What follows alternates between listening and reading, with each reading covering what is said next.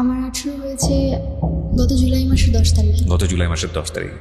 So 18 বছর মানে ধরে নেওয়া হচ্ছে যে শি ইজ অ্যাডাল্ট এবং তার বিচার বুদ্ধি করার ক্ষমতা আছে এবং সেই জায়গাটা থেকে সে সমাজের অনেক রিয়েলিটিকেই ফেস করতে পারে। তোমার নাম কি?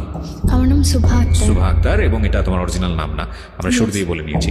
এটা এই কারণেই বলছি যে সুভা এবং ওর ভয়েস এই দুটো যদি অন্য কারোর সঙ্গে মিলে যায় সেটা অবশ্যই আমি বারবার বলবো যে this is not real thing, কারণ আজকের স্টোরিটা অনেক সেন্সিটিভ এবং এই দুটোই এখানে পরিবর্তন করা হয়েছে। সো ওর রিয়েল পরিচয় সব কিছুই আমরা গোপন রাখছি। অ্যান্ড মোস্ট ইন্টারেস্টিংলি ওর কিছু স্ন্যাপ মানে ছবি আমরা আমাদের ইউটিউবে দেবো, এছাড়া তেমন করে কোথাও আসবে না। আমাদের ইউটিউবের ঠিকানা হচ্ছে www.youtube.com/dfm904। আমি আবারও বলছি www.youtube.com/dfm904। ঢাকা FM 90.4 নামে চ্যানেলটি আছে, ওখানে গিয়ে আপনি অবশ্যই সাবস্ক্রাইব করে নোটিফিকেশন অন করে রাখুন। আমরা অনুষ্ঠান চলাকালীন সময় যে কোনো সময় পুরো অনুষ্ঠানটি ওখানে আপলোড করব। ওকে, এবং সেখানে আমাদের সুভার কিছু ছবি ওখানে থাকবে। জন্ম জেলা কোথায় তোমার? আমার ঢাকাতেই। ঢাকাতেই তুমি জন্ম হয়েছো, এখানেই বড় হয়েছে? হ্যাঁ। ওকে, ঠিক আছে, শুরু করো। তুমি কেন ফিল করলা, তার আগে বলো তো, আমি তোমার স্টোরিটা কিছুটা জানি। কেন ফিল করলা যে এই ধরনের গল্প তুমি সিক্রেটসে এসে বলবা? আমি এই কারণে বলতে চাচ্ছি যে আমাদের সমাজে এমন অনেক মেয়ে আছে যাদের পরিবারে এরকম অনেক ঘটনা ঘটছে, কিন্তু সবাই কিন্তু বলতে পারছে না। আবার অনেক সময় আবার অনেক সময় হচ্ছে যে অনেকে জিনিসগুলো ফেস করে মেনে নিচ্ছে, আবার অনেকে খারাপ পথও বেছে নিচ্ছে।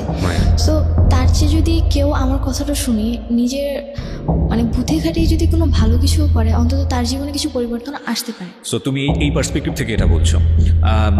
এখানে একটা বিষয় অবশ্যই খেয়াল রাখবেন প্রিয় শ্রোতা, ও যে বিষয়টা নিয়ে আজকে এখানে এক্সপ্লোর করতে যাচ্ছে এটা অত্যন্ত সাহসী একটা পদক্ষেপ আমি বলবো, কিন্তু এটা থেকে আসলে বের হওয়ার জন্য কোনো রিমেডি আছে কিনা সেটা আমরা পুরো স্টোরিটা শোনার পরে সবাই মিলে ডিসকাস করতে পারি। চলো শুরু করো একেবারে ছোটোবেলা থেকে, যেখান থেকে তুমি বলতেছি। আমরা ব্যাকগ্রাউন্ডে থাকবো প্রথমে। আমার আজকে 18 বছর বয়স। আমি ছোটোবেলা থেকে বড় হয়েছি ঢাকাতেই। আমার জন্ম হওয়ার 3 মাস পর আমার বাবা বাইরে চলে যায়। জি। দেন 3 তুমি কি বড় সন্তান? হ্যাঁ, আমি আমার ফ্যামিলির বড়। কয় ভাই বোন তোমরা? আমরা 3 ভাই বোন, আমি সবার বড়। আমার ছোট 2 ভাই আছে। ছোট 2 ভাই আছে, ওকে। তো বাবা চলে যায়, তো তখন আমি অবশ্যই ছোট ছিলাম। আমার মুখে যতটুকু শোনা যে আমি বাবা আর মায়ের দিক থেকে খুব সেন্সিটিভ ছিলাম। আমার বাবার একটা ছবি ছিল বাসায়, আমি আমার বাবার ছবি ছাড়া কাউকে বাবা বলতাম না। ওকে। এমনকি আমার চাচা ছিল, কাকা ছিল, তারাও অনেক সময় চেষ্টা করতো তাদেরকে বাবা বলানোর জন্য, কিন্তু আমি কখনোই বলতাম না। আমার বাবার ছবি দেখেই বলতাম যে উনি আমার বাবা। ওকে। অ্যান্ড 3 বছর পর যখন আমার বাবা বাইরে থেকে আসে, সৌদি আরবে ছিল যখন আসে, তখন আমার বাবার গাল ভর্তি দাড়ি ছিল। অ্যান্ড 3 বছর আগে সে যেমন ছিল বা আমার ছবিতে যেরকম ছিল সেরকমটা ছিল না। দেন আমার মা আমার বাবাকে পরিচয় করে দেয় যে আমার বাবা উনি। তো স্বাভাবিক আমরা মায়ের মুখে শুনেই জানি যে ইনি আমার বাবা, বা আমাদের সাথে যাদের পরিচয় করে দেবে তারাই তাদেরই আমার পরিচয়ভাবে চিনি। তো আমি আমার বাবার ছবি দেখে তার সাথে যখন ফেস মিলাই, দেন আমার কাছে ভালো লাগেনি। অ্যান্ড ফেস মিলছিল না, অ্যান্ড ছোটো ছিলাম, বুঝিনি। অ্যান্ড আমি তাকে বাবা বলে মেনে নিইনি। শুধু তাই নয়, আমি কখনো তাকে বাবা বলে ডাকতামও না। দেন ধীরে ধীরে যখন আস্তে আস্তে বড় হতে লাগলাম, তখন তার ফেসের সাথে বুঝতে লাগলাম যে না, উনি আমার বাবা। দেন মেনে নিয়েছি। অ্যান্ড আমাদের ফ্যামিলিটা খুব ভালোই ছিল। আমি আমার ফ্যামিলির ব্যাপারে কখনোই কোনো কিছু জানতাম না। অ্যান্ড আমি ব্যাপারে কখনো কোনো কিছু জানার চেষ্টাও করতাম না। আমার এই ব্যাপারে কোনো আগ্রহ ছিল না, কজ ফ্যামিলিতে সবাই একজন আরেকজনের দায়িত্বে থাকে, কিন্তু তবুও কিন্তু একটা ব্যক্তিগত ব্যাপার বলতে কিছু থাকে।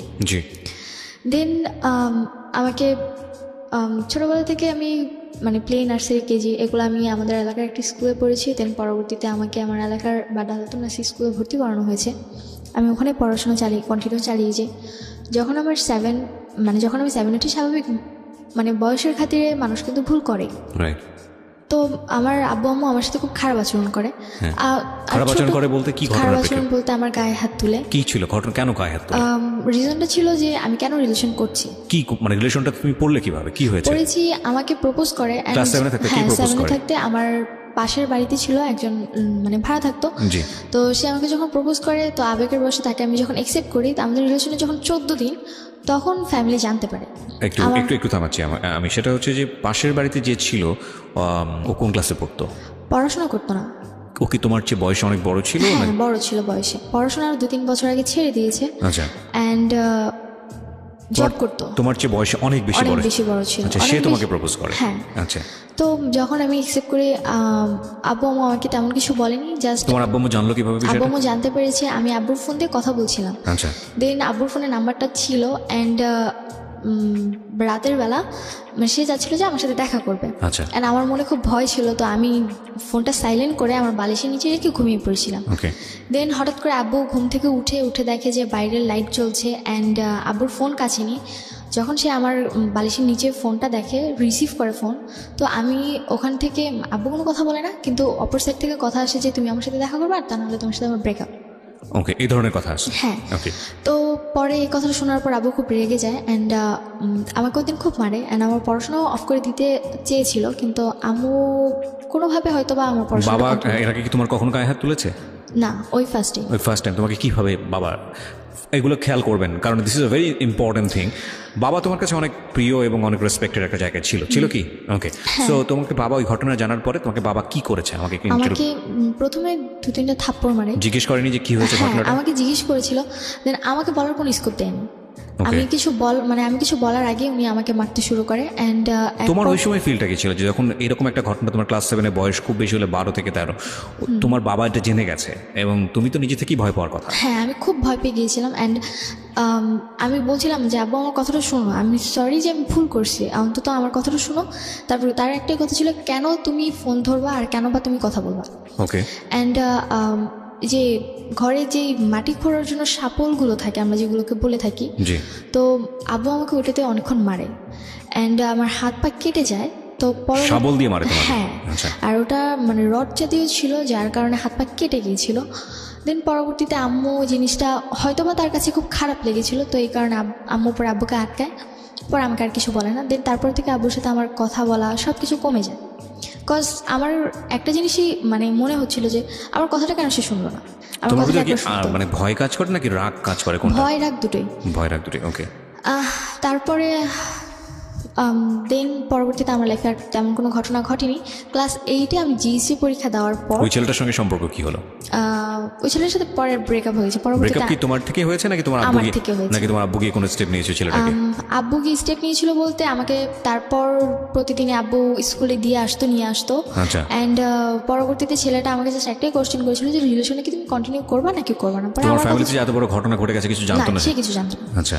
তো পরে আমি বলেছি যে না, আমার পক্ষে সম্পূর্ণ কন্টিনিউ রাখা, বিকজ আমি অলরেডি আমার আব্বু আমাকে অনেক কষ্ট দিয়েছি। আমার কথাটা ছিল এরকম। পরে সে বলে যে ওকে ঠিক আছে। তো তারপর তার সাথে আমার কোনো কন্ট্যাক্ট হয়নি। অবশ্য তার নাম্বারটা আমার মুখস্থ ছিল না, আমি কার্ড থেকে তার নাম্বার অলওয়েজ তুলতাম, আর কার্ডটা পরবর্তীতে আব্বু আমার ব্যাগ থেকে ফেলে দেয়, যার কারণে আমার পরবর্তীতে আর কোনো কথা হয়নি। তো ক্লাস 8-এ জিএসসি এক্সাম সময় বাবা ছিল। দেন জিএসসি এক্সাম শেষ ডিসেম্বর 1 তারিখে বাবা কাতার চলে যায়। আচ্ছা। অ্যান্ড তারপরে আব্বু যাবার 1 মাস পর আম্মু আমার হাতে একটা ফোন ধরিয়ে দেয়। সেটা হচ্ছে নোকিয়া ফোন, টাচ ফোন ছিল, মানে নতুন মডেল যেটা বের হয়েছিল। তো পরে নতুন ফোন ছিল, অনেক খুশি ছিলাম আমি। তো আমি বুঝতাম না তখন যে কী হচ্ছিল। তো রাতে আমি FM শুনতাম বা ফোনে ফেসবুক ইউজ করতাম।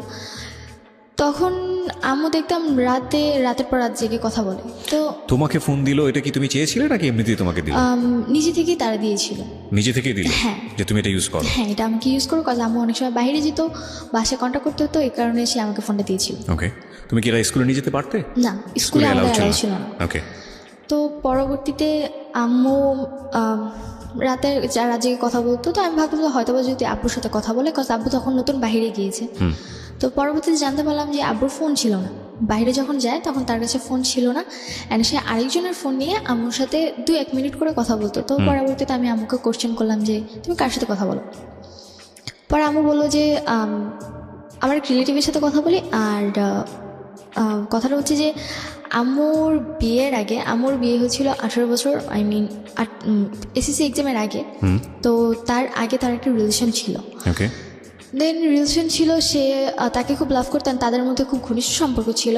অ্যান্ড যখন আম্মুর ফ্যামিলিটা জানতে পারে, আমাকে একটা বিয়ে দিয়ে দেয়। সেটাই তোমার বাবা ছিল? না, সে ছিল একটা স্কুল মাস্টার ছিল। ওকে। তার সাথে যখন আমার মায়ের বিয়ে দেয় তারপর 6 মাস সংসার হয়, দেন আম্মু নাকি তার সাথে সংসার করতে চায় না, আচ্ছা, যার কারণে সেখান থেকে আম্মু চলে আসে অ্যান্ড পরবর্তীতে তাদের ডিভোর্স করিয়ে দেওয়া হয় অ্যান্ড তার 3 মাস পর আমার আব্বুর সাথে বিয়ে হয়। এটা কি তোমার আব্বু আম্মু কি এটা কি অ্যারেঞ্জ ম্যারেজ ছিল নাকি ফ্যামিলি অ্যারেঞ্জ ম্যারেজ ছিল, দুপক্ষ থেকে অ্যারেঞ্জ ছিল? হ্যাঁ। ওকে, তো আমি এই ব্যাপারগুলো জানতাম না। কোথা থেকে জেনেছো তুমি এটা? আমার একটা ফ্রেন্ড ছিল, আমার আম্মুর আবার বান্ধবী ছিল, তো তার মেয়ে আবার আমার ফ্রেন্ড। এখানে একটু মাফ করবেন প্রিয় শ্রোতা, আজকে আমি প্রচুর ইন্টারাপ্ট করবো। সাধারণত আমি গল্পে কখনো ইন্টারাপ্ট করি না, মানে সচেতনভাবেই পুরো গল্পটা শুনে যাই এবং লাস্টে গিয়ে কথা বলি। কিন্তু আজকে ইন্টারাপ্ট করার বিশেষ কারণ আছে, কারণ আমি চাই গল্পের ভেতরটা, ব্যাকগ্রাউন্ডটা খুব চমৎকারভাবে উঠে আসুক, নইলে সামনে আমরা যে সিচুয়েশনটা ফেস করতে যাচ্ছি সেটার অনেক প্রশ্নের উত্তরই মিলবে না। কজ আমরা যে ব্যাকগ্রাউন্ডটা আপনারা আছেন, এই ব্যাকগ্রাউন্ডটা খুব ভালো করে শুনবেন, প্রত্যেকটা বিষয় খুব ভালো করে শুনবেন। অলরেডি আমরা দুটো ঘটনার মুখোমুখি হয়েছি। নাম্বার 1, সেটা হচ্ছে ক্লাস 7-এ থাকতে ওকে যেভাবে এই একটা ঘটনার প্রেক্ষাপট ওকে যেভাবে টর্চার করা হলো সেটাও খুব ভালোভাবে নিতে পারেনি, যদিও বিষয়টা পরবর্তীতে মিনিমাইজ হয়ে গেছে, কিন্তু সাবসিকুয়েন্ট মাইন্ডে বিষয়টা থাকার কথা। 2 নাম্বার হলো ও ফোন না চাইতে ওকে ফোন দেওয়া হয়েছে, যেটা ওর ভাষ্য। আর আরেকটি বিষয় খেয়াল রাখবেন, এখানে ও যেটা বলছে সেটাই যে স্পষ্টভাবে সব কিছু সত্য সেটা নয়, তবে সেটাকে বিশ্বাসযোগ্য জায়গায় নিয়ে যাওয়ার জন্যই আমাদের এত বেশি প্রশ্ন। হ্যাঁ, তো এই বিষয়টা তুমি কবে জেনেছো? জেনেছি আমার বাবা যাওয়ার 1 মাস কি 1.5 মাস পর। 1 মাস কি 1.5 মাস পর জানার পরে তুমি তোমার মাকে এটা জিজ্ঞেস করেছো? হ্যাঁ। আচ্ছা, তো আমি যখন আমার ফ্রেন্ডের আম্মুর মুখ থেকে কথাটা শুনি, আমি মানে অবাক হয়ে যাই যে how is that possible. And আমি ছোটোবেলা থেকেই বিয়ে করা বা একজনের সাথে ফিজিক্যাল করা বা আরেকজনের সাথে করা, এই জিনিসগুলো আমার খুব অপছন্দনীয় ছিল। আমি এগুলো কখনোই পছন্দ করতাম না। তো পরবর্তীতে আমার মানে খুব খারাপ লাগে যে আমি এমন একটা মায়ের মেয়ে। তবুও মানে এটা মনে হয়েছিল যে না, এখন হয়তো বা আমার মা খুব ভালো হয়ে গেছে বা সে হ্যাপি আছে আমার বাবাকে নিয়ে। তুমি কি করলে জানার পরে? জানার পর আমি বাসায় আসছি, সেদিন আমি আম্মুকে কিছুই বলি না। পরের দিনটা ছিল ফ্রাইডে, তো আমার স্কুল অফ ছিল। আমি ঘুম থেকে উঠছি ওই দিন 10টার দিকে, অ্যান্ড উঠার পর আমার মানে মন মানসিকতা ভালো ছিল না। অ্যান্ড আম্মু আমাকে বকাবকি করতেছিল যে কেন তুমি এত লেট করে ঘুম থেকে উঠছো, আর এত লেট করে কেউ ঘুম থেকে উঠে পড়াশোনা করো না, শুধু বাইরে আড্ডা মারো, আবার ফোন নিয়ে সারাক্ষণ টিপাটিপি করতে থাকো, কেন তুমি এগুলো করছো? তো পরবর্তীতে আমি আম্মুকে কোশ্চেন করলাম যে একটা সময় তো তুমি এগুলো করছো। আমার কথাটা ফার্স্টে এরকম ছিল, ফার্স্ট ছিল যে একটা সময় তুমি এরকম করেছো। Note that point please. হ্যাঁ। অ্যান্ড পরবর্তীতে আম্মু বলল যে আমি এগুলো করেছি মানে। তো আম্মু তখন রুটি বানাচ্ছিল, হাতে বেলুন ছিল। পর আমি বললাম যে কেন তুমি করনি, তোমার আগে একটা রিলেশন ছিল, অ্যান্ড পরবর্তীতে জানলাম যে তোমার আরও নাকি আরেকটা বিয়েও ছিল। তো আমি তোমার মেয়ে, আমি তোমার সাথে যেমন সব কিছু শেয়ার করি, তোমার উচিত আমার সাথে সব কিছু শেয়ার করা, কারণ আমরা বন্ধু। পরে আম্মু আমাকে মানে হয়তো তার মাথা বেশি গরম হয়ে গিয়েছিলো, কথা বলার ধরনটা হয়তো আমার ভালো ছিল না, তো এই কারণে উনি আমাকে বেলুন দিয়ে 2টা বাড়ি মারে। হ্যাঁ, অ্যান্ড তখন আমার মাথায় আরও বেশি গরম হয়েছে যে আমি অলরেডি জেনেছি অন্য কারোর কাছ থেকে, তোমাকে জিজ্ঞাসা করছি, তুমি আমাকে সুন্দরভাবে অ্যান্সার না দিয়ে তুমি আমার গায়ে হাত তুলছো কেন? তো আমি পরবর্তীতে আমার সাথে অনেক তর্ক করি, আমি আর কোনো কথা বলি না। তোমাকে একটু থামাচ্ছি, 2টো পয়েন্ট আমরা গিয়েছি এবং 2টো পয়েন্টই খুব সেন্সিটিভ পয়েন্ট। আমি কারণ গল্পটা যখন সামনের দিকে চলে যাবে তখন আপনারা এগুলো ভুলে যাবেন, আমি 2টো পয়েন্টে একটু 2 মিনিট কথা বলতে চাই। নাম্বার 1, যখন ওকে গায়ে হাত তোলা হলো ক্লাস 7 অবস্থায়, ওর একটা সম্পর্কে জড়িয়ে যাওয়া, এবং এই সময় ওর কিন্তু ভালো মন্দ বোঝার বয়স না। এই বিষয়টা প্যারেন্টসদের খুবই সেন্সিটিভলি ডিল করা উচিত। কেন ডিল করা উচিত? ওর লাইফে একটা সময় সম্পর্ক আসবে, সেটা খুব স্বাভাবিকভাবেই হবে। ওকে প্রথমেই যদি এই ধরনের একটা ধারণা দিয়ে দেওয়া হয়, তাহলে স্বাভাবিকভাবেই অন্য কোনো যখন পরিণত বয়সে একটা সম্পর্ক আসার কথা, তখন ওর মাথার মধ্যে কিন্তু এই জিনিসটা কাজ করবে, যেটা খুব খারাপ জিনিস, এবং ওইটা তো স্বাভাবিক হতে পারবে না। এটা একটা। আরেকটা বিষয় যেটা যে এতে হিতে বিপরীত হতে পারে, মানে ওর গায়ে যেভাবে হাত তোলা হয়েছে তাতে করে কিন্তু খুব রাফ ডিসিশন নিয়ে ফেলতে পারে, কারণ বয়সটা খুবই ইয়াং বয়স। তো সেই জায়গাটা থেকে ওকে ডিল করা উচিত ছিল খুব সফটলি, যেটা প্যারেন্টস করেননি। মায়ের ভুলটা দেখেন, ও হ্যাঁ, এটা এখানে ওরও একটা ভুল আছে, সেটা হচ্ছে যে যখন ওর বান্ধবীর মায়ের কাছ থেকে বিষয়টা জানলো, ওর উচিত ছিল মাকে এসে জিজ্ঞেস করা যে মা এরকম ঘটনা ঘটেছে কিনা। খুব স্বাভাবিকভাবেই একটা সন্তান ওই বয়সে সে ভালো মন্দ বোঝে না, তার খারাপ লাগাটা খুব স্বাভাবিক, কারণ যেহেতু ওর স্বাভাবিকভাবেই এই জিনিসটাকে প্রেজেন্ট করা হয়েছে, কিন্তু ও সেটা করেনি। এবং এর প্রেক্ষাপটে ওর মা এসে যেই ব্যবহারটা করলো সেটা আরও ভয়ানক রকমের ভুল। একটা জিনিস আমরা হয়তো অ্যাকসেপ্ট করে নিলাম, যেহেতু ওর বয়স ছোট এবং ও যেহেতু বিষয়টা বোঝেনি, ও এসে ও মাকে ওইভাবে বলতে পারেনি, সে কারণে সে খুব রাফলি জিনিসটাকে প্রেজেন্ট করেছে। কিন্তু ওর মার উচিত ছিল বিষয়টা ওর কাছ থেকে খুব সুন্দর করে জেনে তারপর ওকে খুব সুন্দর করে বুঝিয়ে দেয়া। আমরা যেই প্রযুক্তির যুগে বসবাস করি, সেখানে আমাদের সন্তানেরা আমাদের অতীত জানবে না, এটা হতেই পারে না। আমাদের অতীত তারা জানবেই। একটা সময় যদি আপনি ভুল করে থাকেন বা কোনো কোনো একটা বিপদের মধ্যে পড়ে থাকেন বা যাই কিছু করে থাকেন না কেন, এই প্রযুক্তির যুগে সব কিছু ডকুমেন্ট থেকে যায় এবং একটা সময় গিয়ে আপনার সন্তান সেটা জানবেই। সুতরাং সেটার জন্য আপনার একটু প্রিপেয়ার থাকা উচিত যে আপনি বিষয়টাকে কত সফটলি আপনি আপনার সন্তানকে খুব সুন্দর করে জিনিসটা বোঝাবেন, যাতে করে তার মানসিকভাবে কোনো ধরনের সে বিপর্যয়ের মুখে না পড়ে। হ্যাঁ বলো তারপর। তারপর থেকে আমার গায়ে হাত সাথে তুললো? হ্যাঁ গায়ে হাত তুলো। পরে আমার সাথে আমার আর কোনো কথা বলি না, আমি রাগ করে আমার সাথে কথা বলি না। কিন্তু ওই প্রশ্নের উত্তর কি দিল তোমার মা তুমি যখন আম্মু বললা এটা? প্রশ্নের পরবর্তীতে আম্মু আমাকে আর কিছু বলেনি, শুধু শুধু এইটুকুই গায়ে হাত বলেছে। তুললো, হ্যাঁ, কি হ্যাঁ বললো? গায়ে হাত তুলেছে, আর পরে এটাই বলেছে যে আমাদের ব্যাপারে তোমার না জানলেও চলবে। Oh this is a big mistake, big mistake. Okay. And এটা বলেছিল যে আমাদের ব্যাপারে তোমার না জানলেও চলবে, অ্যান্ড নিজের লাইফের ব্যাপারে ফোকাস দাও, তোমার ফ্যামিলির ব্যাপারে এত কিছু জানার প্রয়োজন নেই। তারপর আম্মুর সাথে আমার কথা হয়নি 2-3 দিন, অ্যান্ড তারপর দেখি যে আম্মু একজনের সাথে কথা বলে অ্যান্ড বাইরে গিয়ে দেখা করে। তখন কি তুমি তোমার মার সঙ্গে স্বাভাবিক ছিলে, কথাবার্তা বলতে, নাকি একদম চুপচাপ? নর্মালি ওরকম কথা হতো না, জাস্ট আচ্ছা। খেয়েছো কিনা বা খাওয়া কিনা বা স্কুলে যাবা কিনা। তোমার কোনো ফ্রেন্ড ছিল ওই মুহূর্তে তাদের সাথে তুমি এই বিষয়গুলো শেয়ার করতে? না, আমার আসলে আমি ছোটবেলা থেকে আমি স্কুলে পড়তাম, কিন্তু আমার ছোটবেলার স্কুল লাইফটা ছিল সবচেয়ে খারাপ। কেন? কজ আমি স্কুল লাইফে আমি কখনো কোনো ফ্রেন্ড করতাম না। আচ্ছা। আমার নিজের কাছে খুব খারাপ লাগতো, কজ সবার ফ্যামিলি এত সুন্দর, অ্যান্ড আমি সবসময় একটা জিনিস চাইতাম যে আমার মা, সবার মায়েরা তাদের স্টুডেন্টস মানে বাচ্চাদেরকে নিতে আসে, আমি চাইতাম যে আমার আম্মু যেন আমাকে নিতে আসে। And যদিও যে বছরে যদি 2-1বারও সে আমাকে আনতে যেত, মানে তার চেয়ে মানে সেদিনটা মনে হতো যে আমার ঈদের মতো খুশি যে সে আমাকে নিতে আসছে। নিতে যেত না কেন, কোনো কারণ ছিল? নিতে যেত না, তখন আমার ছোট ভাই হয়েছিল, অ্যান্ড তার একটাই কথা ছিল যে তোমার ছোট ভাইকে বাসায় রাখতে হয়, দেখতে হয়। তো আমি বাসায় কি করে কেউ যাবো? ছিল না? না, বাসায় আর কেউ ছিল না। সো তুমি তোমার জায়গা থেকে এটা ফিল করতে, কিন্তু তোমার মায়ের জায়গা থেকেও বিষয়টা লজিক্যাল ছিল। হ্যাঁ লজিক্যাল ছিল। তো তোমাকে এই সুন্দর কারণে করে আমি কিছু বোঝাতো না বলতাম বিষয়টা যে দেখো বাবা আমার এরকম সমস্যা যে কোনো না, নিতে যেতে এরকম পারে? কখনো বুঝাইনি। মানে আচ্ছা। আমার মায়ের আচরণ ছোটবেলা থেকে অনেক রাফ ছিল, Rough। অ্যান্ড একটা মা উনি তো একটা মানুষের নিম্ন স্তরে যেই বকাবকি করে বা স্ল্যাং, হ্যাঁ কটু কথা বলা। কটু কথা বলে, মানে একটা মানুষের নিম্ন স্তরের চেয়ে নিচু কথা উনি আমাকে বলতো। আমি আগেই বলেছি আজকে আমি অনেক ইন্টারাপ্ট করবো। আমি আপনাদের যারা রেডিওতে এটা শুনছেন তাদের হয়তো মনে হতে পারে যে এটা কীভাবে সম্ভব।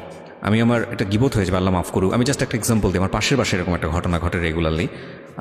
মেয়েটার বয়স আমি জানি না, এবং হঠাৎ করে সেদিন আমি শুনছিলাম, বাসায় ছিলাম অল্প সময়ের জন্য, মা এবং মেয়ের কনভারসেশন। মা মেয়েকে যেভাবে গালি দিচ্ছে, যে কথাগুলো বলছে, সেটা আমার কাছে কোয়াইট আনথিঙ্কেবল মনে হয়েছে। এবং মাঝে মাঝে দেখছিলাম যে মেয়েটার প্রতিবাদ করছে, ছোটো ছোটো অল্প অল্প প্রতিবাদ করছে। তোমার একটা সময় মনে হচ্ছিল যে এই মেয়েটার ভয়েসটা একটা সময় লাউড হয়ে যাবে, মা তখন আর কিছু বলতে পারবে না। কারণ বিষয়টা আসলে তাই হয়, আমরা যত কিছুই থাকি না কেন, হয়তো ওই মায়ের লাইফে একটা গল্প আছে, সে অনেক বেশি ফ্রাস্ট্রেটেড, নিশ্চয়ই আছে, নইলে মেয়ের সঙ্গে এত খারাপ ব্যবহার কেন করবে।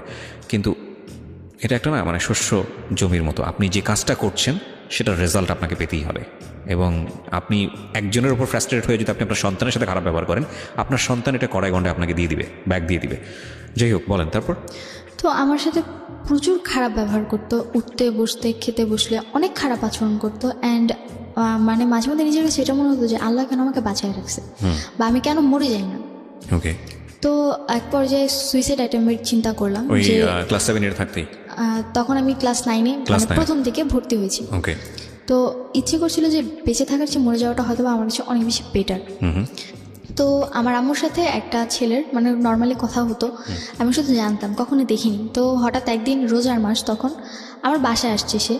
তো তখন আমার বাসায় তাকে দেখে আমি অবাক যে কে এই লোকটা, অ্যান্ড সে দেখতে নর্মালি সুন্দর ছিল, তো আমার ভালো লাগে, কিন্তু আমি কখনো তাকে কথা বলতাম না। অ্যান্ড পরবর্তীতে যখন দেখলাম যে রাতের পর রাত আম্মু তার সাথে কথা বলতেছে, আমার নিজের কাছে তার প্রতি একটা ঘৃণা জন্ম নিল যে মানে একটা বিবাহিত মহিলা তার সাথে কী করে সে এত রাত জেগে কথা বলে, আর সে কিনা সে অনার্স 3rd ইয়ারে পড়ছে, একটা ছেলে।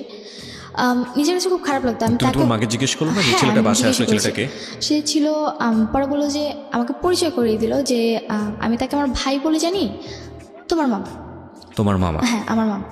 পরে আমি বললাম যে আচ্ছা ঠিক আছে। তো আমি কখনো তার সাথে কথা বলতাম না, আমি পছন্দই করতাম না তাকে, কোনোভাবেই পছন্দ করতাম না, আমার বিরক্ত লাগতো তাকে দেখলে। তো সে যদি বাসায় আসতো আমি বের হয়ে যেতাম, বা সে যদি ঘরে থাকতো আমি অন্য রুমে গিয়ে বসে থাকতাম, কখনো তার সাথে কথা বলতাম না। বাট তোমার তো উল্টো আচরণ হওয়া উচিত, যে একটা যাকে তুমি পছন্দ করছো না এবং তুমি গেস করছো যে তোমার মা ছেলেটার সঙ্গে কথাবার্তা বলছে, তো তুমি তাকে কেন স্পেস দিচ্ছ? তুমি তো তোমার মায়ের রুমেই বসে থাকা উচিত ছিল। বসে থাকার বলতে আমার ভালো লাগতো না তাদের কথা শুনতে, আর তারা যেরকম কথা বলতো আমার পছন্দ হতো না, বিরক্ত লাগতো। তোমার সামনে এটা করতো? হ্যাঁ, আমার সামনে করতো। কি ধরনের পরবর্তীতে চলে যেতাম, মানে তারা একসাথে বসে কথা বলতো, আবার ছেলেটা আমার হাত ধরতো, এগুলো আমার পছন্দ ছিল না। তোমার সামনে এটা করতো? হ্যাঁ, আমার সামনে এটা করতো। তোমাকে অ্যাভয়েড করতো? তুমি এগুলো পছন্দ করতে না? অ্যাভয়েড বলতে যখন একটু বেশি মানে গভীর হয়ে যেত তখন আমাকে বলতো যে একটু বাইরে যাও, দেখো তোমার ভাই কোথায় আছে। ছি ছি ছি ছি। তো পরবর্তীতে এর মধ্যে আমার ছোট ভাই জন্ম নেয়, একদম একটা ছোট। মিনিট একটু থামাচ্ছি, সরি। সেটা হচ্ছে যে যখন এই জিনিসটা হতো তুমি তো একটা গেস করতে যেটা এটা this is a bad thing. হ্যাঁ, ব্যাড তো তো ওই সময়টাতে তুমি এগুলো কি করতে, তোমার ভেতরের ইমপ্রেশনটা কি হতো? খুব খারাপ লাগতো, ইচ্ছে করতে যে হয় ওকে মেরে ফেলে, মানে আমার মাকে মেরে ফেলে, আর তা নাহলে নিজে মরে যায়। মানে এতটা খারাপ লাগতো, মানে খুব গিল্টি ফিল হতো নিজের মধ্যে। তো এর মধ্যে মানে যখন এই জিনিসগুলো দেখতাম তার মধ্যে হঠাৎ করে একদিন রাতে দেখি যে আমার বাসায় কেউ একজন আসছে। আমি আমার রুমে শুয়েছিলাম, আমার বাসায় কেউ একজন আসছে।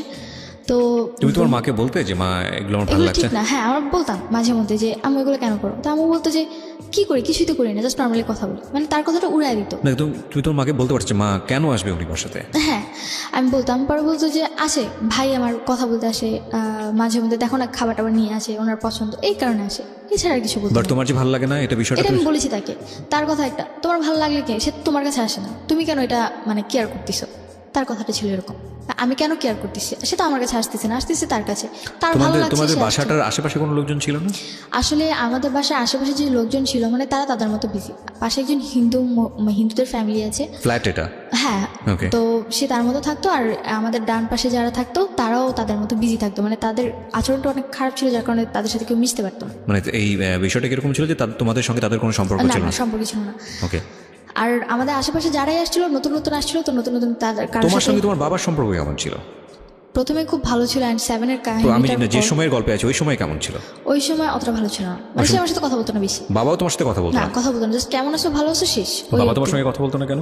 কথা বলতো না, সে বলতো আমি খারাপ হয়ে গেছি, ঘোরাফেরা করি, ফোন ইউজ করি, ফেসবুক চালাই, আর তাদের আমার ফ্যামিলির কাছে ফেসবুক ইউটিউব জিনিসটা ছিল সবচেয়ে খারাপ। ফোন তো তারাই দিয়েছে? হ্যাঁ, তারাই দিয়েছে। অ্যান্ড তারা বলতো যে কেন ফোন দিয়েছি, গান শুনো, নর্মালি ফ্রেন্ডসদের সাথে যদি কথা বলো আর 2-1 মিনিট কথা বলো, আর আমাদের খবর না হলে নিব, তুমি কেন ফেসবুক ইউজ করো? আচ্ছা। তাদের কাছে ফেসবুক জিনিসটা খুবই খারাপ। মানে তোমার আব্বু আম্মুর কোনো আইডি ছিল ফেসবুকে? না, কোনো আইডি ছিল না? আইডি ছিল না। ওকে। তারা তোমার কাছ থেকে পাসওয়ার্ড বা তারা ফেসবুক কিভাবে ইউজ করতে হয় এগুলো কিছুই জানতো? নিত না, মানে তারা ইউজ করতে পারতো না ফেসবুকটা জিনিসটা। ওকে। তো এই কারণে তারা আরও বেশি খারাপভাবে হোস্ট করতো জিনিসটা। তো পরবর্তীতে যখন এখানে একটা বিষয় একটু বলি প্রিয় শ্রোতা, যেগুলো ইজ ভেরি ইম্পর্টেন্ট বিষয়।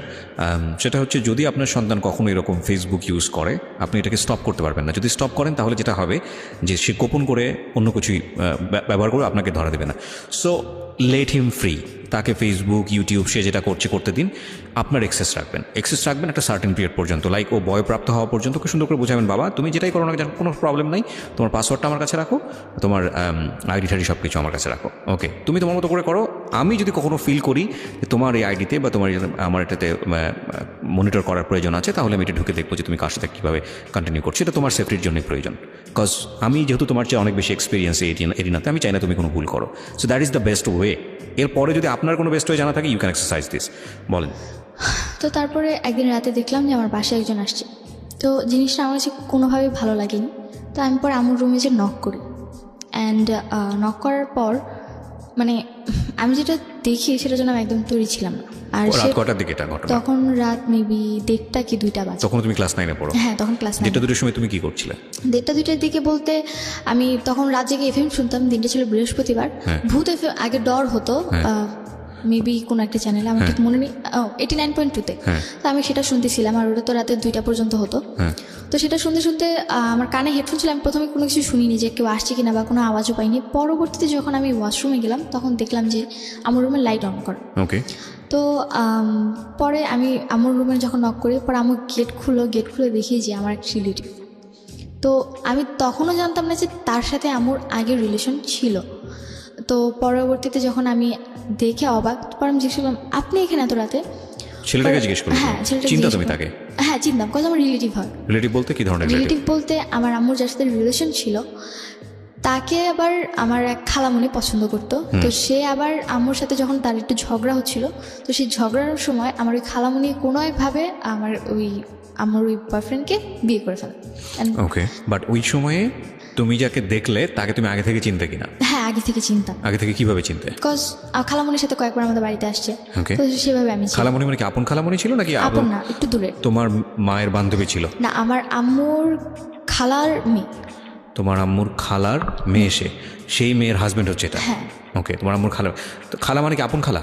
না, সেটাও দূরের? দূরে। তো তার সঙ্গে তোমার দেখা হয়েছে, কোথায় দেখা হয়েছে? সেটা দেখা হয়েছিল, আমি এলাকার ভিত্তিকে নর্মাল খালো হিসেবে চিনতাম তাকে। তো পরবর্তীতে যখন আমার বাসায় দেখি তখন তাকে না, তুমি আমাকে বলো, কারণ আজকের এই স্টোরিটা খুব সেন্সিটিভ একটা স্টোরি। তুমি ভালো করে গ্রাফ না করতে পারলে অনেকেই বিলিভ করতে পারবে না, এবং সে জায়গা থেকে আমার অনেক প্রশ্ন আছে তোমাকে। তোমার দেখা হয়েছে কোথায় ফার্স্ট তার সাথে? আমার ফার্স্ট দেখা খালামণির সাথে, আমি তাদের বাসায় থেকে দিছি। খালামণির সাথে তুমি তাদের বাসায় কেন গিয়েছিলে? ছোটবেলা ছিলাম, তার ছেলে ছিল আমার বয়সী, তো তাদের সাথে খেলতাম। তো একদিন গেছি, আমি খালামণির হাজব্যান্ডকে কখনোই দেখিনি, বিকজ সে বাইরে ট্যুর দিয়ে জব করতো। তো ওই দিন যখন আসে, তো তার সাথে ছোটবেলা তার সাথে একবার আমার দেখা হয়েছিল। অ্যান্ড উনি একটা কারখানায় জব করতো যেখানে কিনা পেন্সিল তৈরি করতো। অ্যান্ড উনি আমাকে একবার পেন্সিল গিফট করেছিলেন, তারপরেই আমি তাকে চিনি। ওকে, সো এটা কি তোমার বাসার আশেপাশে ছিল? এটা আমার বাসা থেকে কিছু দূরে। কিছু দূরে ছিল? মানে তোমরা যেখানে থাকতে তার 6-7 মিনিটের রাস্তা। ওকে, ফাইন। তারপর তো দেখার পর আমি অবাক। অ্যান্ড দেখলাম যে তার ড্রেস আপ চেঞ্জ, মানে একটা মানুষ ড্রেস আপ স্বাভাবিক, কারো বাসায় আসলে আমরা যেরকম ড্রেস আপ পরে আসতে দেখি, উনি সেরকম ছিল না। আমার বাবার ড্রেস আপ পরা ছিল। তোমার রুমে, তোমার মায়ের রুমে তোমার বাবার ড্রেস পরা? হ্যাঁ, আই মিন রাতে যা পরে ঘুমায় মানুষ, বা নাইট ড্রেস। ওকে। তো পরবর্তীতে আমি যখন আস করলাম, পরে মানে তোমার দুই ভাই কই ছিল? আমার 2 ভাই ঘুমোচ্ছিল তোমার মায়ের রুমেই? হ্যাঁ, আমার রুমে, আর আমি আলাদা রুমে। ওদের বয়স কত ছিল তখন? আমার বয়স, তোমার 2 ভাইয়ের বয়স? আমার 2 ভাইয়ের একজনের বয়স ছিল মেবি 4 বছরের মতো, আরেকজন একদমই ছোট, কি 6-7 মাস। তোমাদের রুম কটা ছিল বাসায়? বাসায় 3 রুম ছিল। বাসায় 3টা রুম ছিল, একটাতে তোমার মা থাকতো ভাইদেরকে নিয়ে, হ্যাঁ, একটাতে তুমি থাকতে, আরেকটা রুম খালি ছিল, একটা রুম গেস্টের জন্য বা খালি ছিল। ওকে, হ্যাঁ। তো পরবর্তীতে যখন আমি দেখলাম, আমার মাথা প্রচণ্ড পরিমাণে গরম হয়ে যায়, কেন তিনি তার সাথে এত রাতে মিট করবে। অ্যান্ড আমি আম্মুর সাথে খুব খারাপ আচরণ করি, ঝগড়া করি ওই সময়, তখনই তার সামনেই ঝগড়া করতে থাকি। অ্যান্ড পরবর্তীতে সে যখন এই জিনিসগুলো দেখে, চেঁচামেচি হতে থাকে, আশেপাশে মানুষও চলে আসতে পারে, এই ভয়ে উনি ড্রেস আপ চেঞ্জ করে চলে গেছে। ওই সময় বের হয়ে গেছে। বাই দ্য ওয়ে, তুমি যে বাসায় থাকতো, বাসার গেটম্যান ছিল না? গেটম্যান না, আমাদের বাসা, মানে আমাদের বাসাটা ছিল এরকম যে আমার রুম ভিতরে, তারপর একটা মাঝখানে রুম, তারপর আমার রুম, আমি আবার বাইরের রুমে ঘুমোতাম। তোমার কয়তলায় থাকতে? তালা বলতে আমাদের তালা সিস্টেম নেই, মানে একতলাই সবকিছু টিন সেট, মানে তালা সিস্টেম, একতলা, উপরে ছাদ, মানে পুরো বাসাটাই ছাদ ঢালাই করা একতলা বাসা। ওকে, বাসায় কোনো গেটম্যান ছিল না? ওকে। তো গেটে তালা দেওয়া সব কিছু আম্মু করতো। পরে যখন চলে গেছে, অ্যান্ড আমার কাছে খুব খারাপ লাগে। অ্যান্ড আমি কেন, মানে আমার খাওয়া আম্মুর নামে লেখা। এটা কি তোমার বাবা বানিয়েছে নাকি তোমার? আমার নানুর জমি ছিল, পরে আম্মুকে দিয়েছে। বাড়িটা তোমাদের? হ্যাঁ, আশেপাশে যে ভাড়া থাকে তাহলে তোমাদের ভাড়াটিয়া দ্বারা? আশেপাশে ভাড়া বলতে বাড়িটা আমাদের, আশেপাশে যারা থাকে তারাও তাদের মতো বাড়ি আনে। ওকে, ফাইন, ঠিক আছে, সিনারিওটা বুঝতে পারছি আমরা। তারপর? হ্যাঁ, তো আমার কাছে খুবই খারাপ লাগে। অ্যান্ড এই জিনিস, মানে আমি তার সাথে, আমার খালুর সাথে কেন খারাপ আচরণ করি, এর জন্য আমার গায়ে হাত তুলে। ওই সময় তখন ওনার সামনেই করে নাকি যাওয়ার পরে? উনি যাওয়ার পরে। হ্যাঁ, তো প্রচুর গায়ে হাত তুলে। আমি সহ্য করতে না পারি, লাস্ট মোমেন্টে আমি আমার মুখে ধাক্কা মারি যে তোমার লজ্জা করে না, এত রাতে একটা লোক নিয়ে এসে তুমি থাকতেছো, আবার তুমি আমার গায়ে হাত তুলতেছো। তো আম্মু যে এক ধরনের থাকে, মানে যে ডাল ঘুটটায় যে ইয়াটা থাকে, ডালঘুটনি, তো ওইটাতে আমার গায়ে হাত তুলে। অ্যান্ড আমার প্রচুর রাগ হয় যে কেন আমার গায়ে হাত তুলবে। তোমার ভাইরা কোথায় ছিল? আমার ভাইরা ঘুমোচ্ছিল তখনও ঘুমোচ্ছে। হ্যাঁ, তখনও ঘুমোচ্ছিল। তারপর যখন আমার গায়ে হাত তুলে, মানে আমি চিৎকার চেঁচামেচি করতেছিলাম, দেন আমার বড়, মানে আমার মেঝো যে ভাইটা আছে, ও উঠে যায়। উঠে গিয়ে প্রচুর ভয় পেয়ে যায়, এত রাতে কি হচ্ছে। তো ও আবার খাটের কর্নারে চলে যায়। তো ও আবার আমার ছোট ভাইটাকে কোলে নিয়ে সাইডে গিয়ে বসে থাকে। ছোট ছিল, ওকে কোলে নিয়ে বসেছিল সাইডে। অ্যান্ড আমার সাথে খুবই খারাপ আচরণ। অ্যান্ড আম্মু আমাকে মারতে একবার আমার জামা ছিঁড়ে ফেলে। জামা ছিঁড়ে আমাকে ঘর থেকে বের করে দেয়, যে বাড়িতে তোর থাকার দরকার নেই, যে মেয়ে কিনা মাকে বুঝবে না, মার প্রবলেম বুঝবে না, সেই মেয়ের এই বাড়িতে থাকার দরকার নেই, তুই বাসা থেকে বেরোচ্ছে। একদিকে আমার জামা ছিঁড়ে গেছে, খুবই খারাপ অবস্থা। আমি এত রাতে কী করে আমাকে বাসা থেকে বের করে দেয়, আমার আরও খারাপ লাগে। আর আমি বাইরে কান্না করতে থাকি। পরে 6টার দিকে ভোর, তখন আমাকে ঘরে ঢুকায়। কটার সময় বের করতে তোমাকে? আমাকে বের করে দেয় তখন মেবি 2:30 বাজে, 2:30 কি 3টার দিকে। ওই 3টার সময় বের করে দিলে তুমি কোথায় ছিলে? বাইরে, গেটের বাইরে দাঁড়িয়েছিলাম। দাঁড়িয়েছিলে মানে 3 ঘন্টা তুমি ওখানে দাঁড়িয়েছিলে? হ্যাঁ, ওখানে দাঁড়িয়েছিলাম। অ্যান্ড এর মধ্যে আশেপাশে কোনো লোকজন ছিল না? আশেপাশে ভোরবেলা এত রাত কেউ থাকে না। তো আমি বাইরে আমাদের যে পিড়াটা ছিল ওখানে বসেছিলাম আমি। তো আম্মু সারা রাত আমাকে, মানে কোনো কথাও বলে না, অ্যান্ড রুমের ভিতরে থাকে। পরে আমাকে 6টার দিকে ঘরে ঢুকায়। মানে ঘরে ঢুকানোর পর আমি আম্মুর সাথে আর কোনো কথাই বলি না, একদমই কোনো কথা বলি না, আমি আমার রুমে চলে যাই। তো can you imagine the situation? Who is right, who is wrong, that is not my point. Point is বাসায় এরকম একটা ঘটনা ঘটেছে, আমি এই মেয়েটার কথা চিন্তা করছি, আমি বলছি না তার মা রাইট অর রং, আপনারা আপনাদের জায়গা থেকে চিন্তা করবেন। এই মেয়েটা 3টা পর্যন্ত ক্লাস 9-এ পড়ুয়া একটা মেয়ে, যখন অ্যাডোলেসেন্স পিরিয়ড চলে একটা মানুষের, অ্যাডোলেসেন্স পিরিয়ড একটু মারাত্মক বয়সন্ধিকাল, খুবই সেন্সিটিভ একটা টাইম ব্যক্তিত্ব বিকাশের জন্য। এই মেয়েটাকে রাত 3টার সময় বাসা থেকে বের করে দেওয়া হয়েছে এবং সে গেটে 3 ঘন্টা ওখানে বসেছিল। তারপরে বাসায় ঢুকলে ওই বাসাটা তার কাছে কি পিসফুল মনে হবে না জাহান্নাম মনে হবে, এটা আপনি একটু ফিল করার চেষ্টা করেন।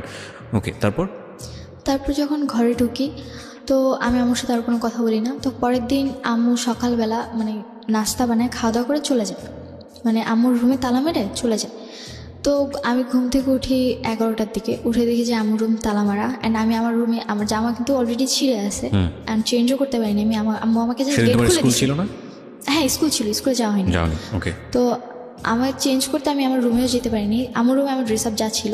তো আমি আমার রুমে জাস্ট শুয়েছিলাম, কি করব কিছু বুঝতে পারতেছিলাম না। তার উপর রাতে এত কাহিনী গেছে, খুব ক্ষুধাও লাগছে আমার তখন।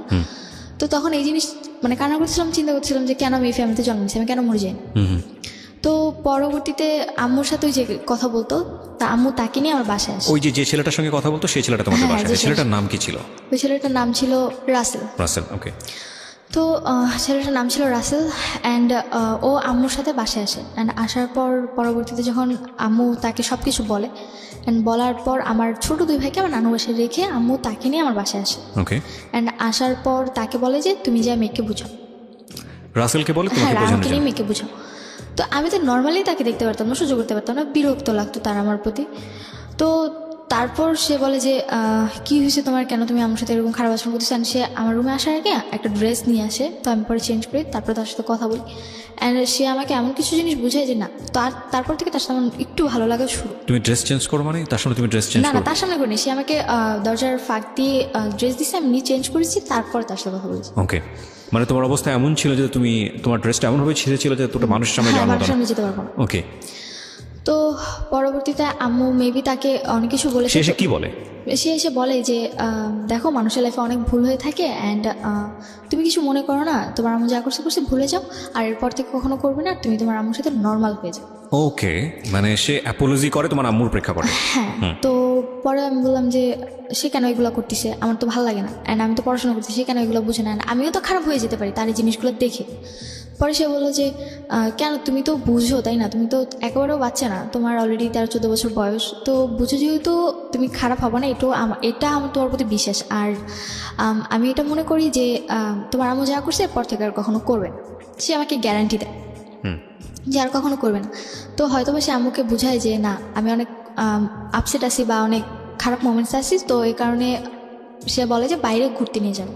তো তার 2-3 দিন পর, 2-3 দিন আম্মুর সাথে আমার তেমন একটা কথা হয় না, জাস্ট নর্মালি আম্মু মাঝে মাঝে যদি জিজ্ঞাসা করে যে যা হয়েছে ভুলে যাও, তো জাস্ট খাওয়া দাওয়া এইটুকুই। ও, এগুলো বলে যে যা হয়েছে ভুলে যাও, মানে এক ধরনের ছোটখাটো অ্যাপোলজি তার পক্ষ থেকে ছিল। ওকে, এবং তুমি বুঝতে পারছিলে যে মা খুব খারাপ একটা কাজ করেছে? হ্যাঁ, খারাপ কাজ করেছে, আর যেহেতু সে বলেছে ভুলে যাও, তো আমি ভাবলাম যে হয়তো বা ভুলে যাওয়াটাই বেটার, এই জিনিসগুলো যত বড় করবো আরো বড় হবে। তো তারপরে তুমি এই রাসেল ছেলেটাকেও তো তুমি বলতে পারতে যে তুমি রাসেল ছেলেটার সঙ্গে মেশা বন্ধ করে দাও। হ্যাঁ, আমি তাকে মানে তার সাথে আমার এরকম কোনো কথা হতো না। আচ্ছা, মানে মার সঙ্গে তুমি এত ইজি ছিল না? এত ইজি ছিলাম না। তো বাবাকে ওই সময়টাতে কি, ওই ঘটনার পর কি বাবাকে জানাচ্ছিল? পর আমার মায়ের সাথে বাবার কথা হয়, অ্যান্ড আমার মা আমার বাবাকে আমাকে এমনভাবে উপস্থাপনা করে যে আমি 4-5টা ছেলের সাথে রিলেশন করতেছি, আমি তাদের সাথে ঘুরতে যেতে যাচ্ছি, বাইরে যেতে যাচ্ছি, আমাকে দিচ্ছে না, এই কারণে আমি আম্মুর সাথে খারাপ আচরণ করতেছি, অ্যান্ড তার গায়ে হাত তুলছে। আমার বাবার কাছে আমার উপস্থাপনাটা ছিল এরকম। ওকে, এটা তুমি পরবর্তীতে গিয়ে জেনেছো? এটা আমি পরবর্তীতে জেনেছি। ফাইন, আমি স্টেপ বাই স্টেপ যাই, তারপর কি হলো? তো তারপর 2-3 দিন পর আমাকে চিড়িয়াখানা ঘুরতে নিয়ে যায়, অ্যান্ড হ্যাঁ রাসেল, আমার আম্মু, আমি, আমার ছোটো 2 ভাই, তো আমরা সবাই মিলে ঘুরতে যাই। অ্যান্ড ওই দিন যাওয়ার পর আমি আমার আম্মুর সাথে অনেকটা ফ্রি হই, যে না ওই দিন তার আচরণটা অনেক ভালো ছিল, আমার কাছে খুব ভালো লাগে। অ্যান্ড আমি কখনো আমার আম্মুর কান্না সহ্য করি, যাই হোক আমার আম্মু যদি একবার কান্না করে তারপর আমার আর কিছু দরকার নেই। তো পরে রাসেলের সাথে ঘুরতে যাই, অ্যান্ড ওইখানে দেখি যে রাসেল আমাদের ফুল ফ্যামিলিকে খুব ভালোভাবে হোস্ট করতেছে, আই মিন টেক কেয়ার করতেছে, জিনিসটা আমার খুব ভালো লাগে। অ্যান্ড আমার টেক কেয়ারটা খুব বেশি করতেছে। এই ধরনের ব্যাপার কি তুমি তোমার বাবার কাছে কখনো পেয়েছো, যে লাইক তোমার বাবা তোমাদের কোথাও নিয়ে যাও? কখনো কোথাও নিয়ে যায়নি আমাদেরকে। আমার যে 13-14 বছর বয়সে আমি কখনো আমার বাবাকে আমাকে মার্কেটে নিয়ে যেতে দেখি। আজকের এই স্টোরিটা is very sensitive story, cause আপনারা বুঝে গেছেন এতক্ষণে যে স্টোরিটা কোন দিকে যাবে।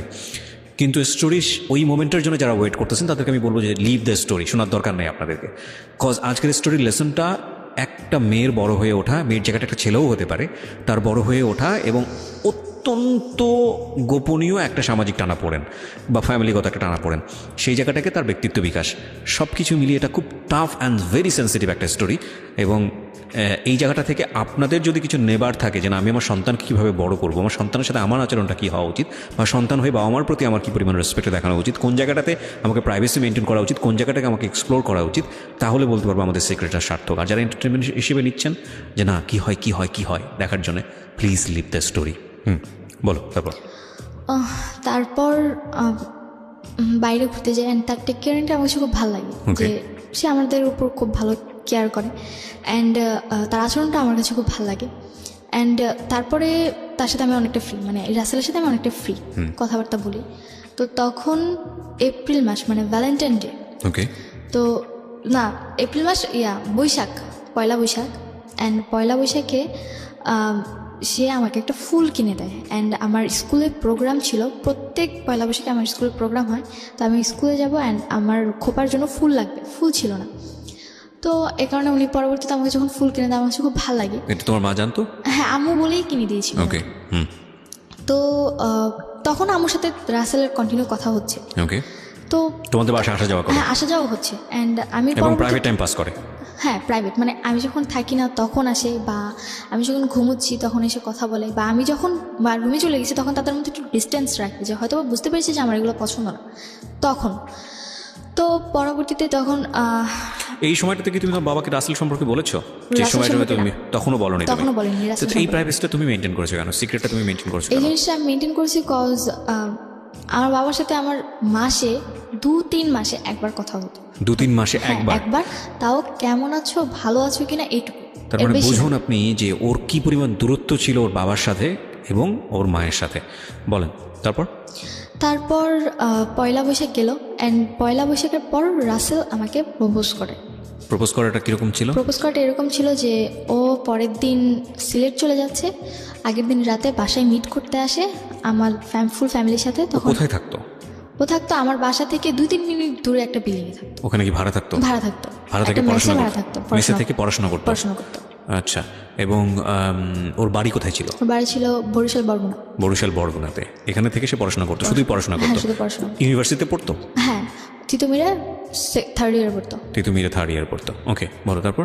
তো তারপরে রাতের বেলা যখন সে আসে তখন সে আমার একটাই কথা বলে যে তুমি যদি কিছু মনে না করো আমি তোমাকে কিছু বলতে চাই। পরে আম্মু তখন আবার বাইরে রান্নার রুমে কিছু তার জন্য আয়োজন করতেছিল। তুমি জি বলেন। তো পরে বলতেছে যে তুমি তো আমাকে মামা বলে ডাকো, বাট কিছু মনে করো না, তোমাকে আমার খুব ভালো লাগে। তো হয়তো ওই জিনিসটা আমার মধ্যে খুব ভালোভাবে বা যেভাবেই হোক একটা করা না, যে না কেউ আমাকে সেকেন্ড টাইম আবার প্রপোজ করেছে। ক্লাস 7-এর পরে? হ্যাঁ, 7-এর পর। তারপর সে ওইটা বলে চলে যায়। সে আমাকে বলে যদি তোমার ভালো লাগে তাহলে আমাকে আজকে রাতে অন্তত একটাবারের জন্য হলো ফোন দিও, মানে একটা মিসড কল দিও অন্তত। তারপর আমি সেদিন তার সাথে আমার কোনো কন্ট্যাক্ট নেই, মানে আমি তাকে আর ফোন দিই না। আর আমার ফোনে ওরকমভাবে ব্যালেন্স ভরাও হতো না যে আমি কাউকে ফোন দিতে পারবো। তো আমি তাকে আর ফোন দিই না। পরবর্তী দিন সে আমাকে ফোন দেয় সিলেট যাওয়ার পর। ওই দিন রাতে তার বাস ছিল, সিলেট চলে গেছিলো। দেন তারপর আমাকে ফোন দেয়। হ্যাঁ, তারপর যখন উনি পরের দিন আমাকে ফোন দিল, তারপর আমাকে বললো যে তোমার কি আমাকে কোনোভাবেই ভালো লাগে না যে তুমি আমাকে একটাবার ফোন দিলা না? আমি বললাম যে আমার ফোনে ব্যালেন্স ছিল না, তাই আমি ফোন দিতে পারিনি। তো যখন এই কথা বলি তখন বলে যে থাক, আমার আর কোনো অ্যান্সারের প্রয়োজন নেই, আমি অ্যান্সার পেয়ে গেছি। পরে তার সাথে আমার কন্টিনিউ কথা বলা। তো পরবর্তী দিন থেকে আম্মুর ফোনে দেখি যে যেহেতু আমি রাসেলের সাথে কথা বলছি, তার মানে আমার আম্মুর ফোন যদি ওয়েটিংয়ে থাকে বা কথা বলে, সে আরেকজনের সাথে কথা বলছে। তো পরে আমি রাসেলকে কোশ্চেন করলাম যে আপনি কেন আম্মুর সাথে কথা বলতে? পরে সে বললো যে আমি তো জাস্ট আপা হিসেবে তার সাথে কথা বলতাম নর্মালি, এছাড়া আর কিছুই না। আর আমি আমার লাইফের ব্যাপারে বা আমার ফ্যামিলি মেম্বারের ব্যাপারে কথা বলতাম, আদার্স কিছু না। বললাম যে তাহলে যে আপনি হাতটা ধরতেন এগুলো, সেগুলো তো জাস্ট বোন হিসেবে আমি তার হাত ধরতাম। এটা কি মানে ভালো লাগা বা প্রপোজিং এর একদম প্রিলিমিনারি পর্যায়ে তখনই কি তুমি জিজ্ঞেস করলে এটা এই বিষয়গুলো, নাকি তার আগে জিজ্ঞেস করে? না, আগে তো না, পরে। পরে মানে তোমাকে ভালো লাগার করার পরে? হ্যাঁ, ভালো লাগা প্রপোজ করার পর। তো যখন এই কথাগুলো বলি তো প্রত্যেকটা কথারই মানে এমন একটা অ্যান্সার ছিল যে না, মানে সে এগুলোর ব্যাপারে কোনোভাবে ইনভলভ না। তো তখন রাসেল সিলেটে, তো আমি তো বাড়িতে।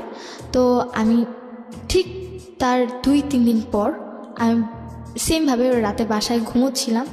ওই দিন হয়তো বা আমি রাতে কোনো FM শুধু শুধু ঘুমিয়ে পড়েছি, আমার রাতে মানে কানে হেডফোন, তো আমার ওই ব্যাপারে আর হুঁশ নেই যে না আমার কানে হেডফোন দিয়ে আমি ঘুমিয়ে পড়েছি। প্রপোজটা কি তুমি অ্যাকসেপ্ট করেছিলে? এক্সেপ্ট বলতে আমি জাস্ট বলেছিলাম যে আমি ফোন দিতে পারিনি, তো সে বলেছে আমি আমার অ্যান্সার পেয়ে গেছি। তো এখানে আমাদের মধ্যে কেউই কাউকে আই লাভ ইউ যে জিনিসটা থাকে ওটা কেউই কাউকে বলেনি। বাট তোমাদের থেকে কি ভালো লাগা শুরু হয়েছিল? হ্যাঁ, তখন শুরু হয়েছিল। এগুলো পয়েন্ট করবেন প্রিয় শ্রোতা। ওকে, তারপর?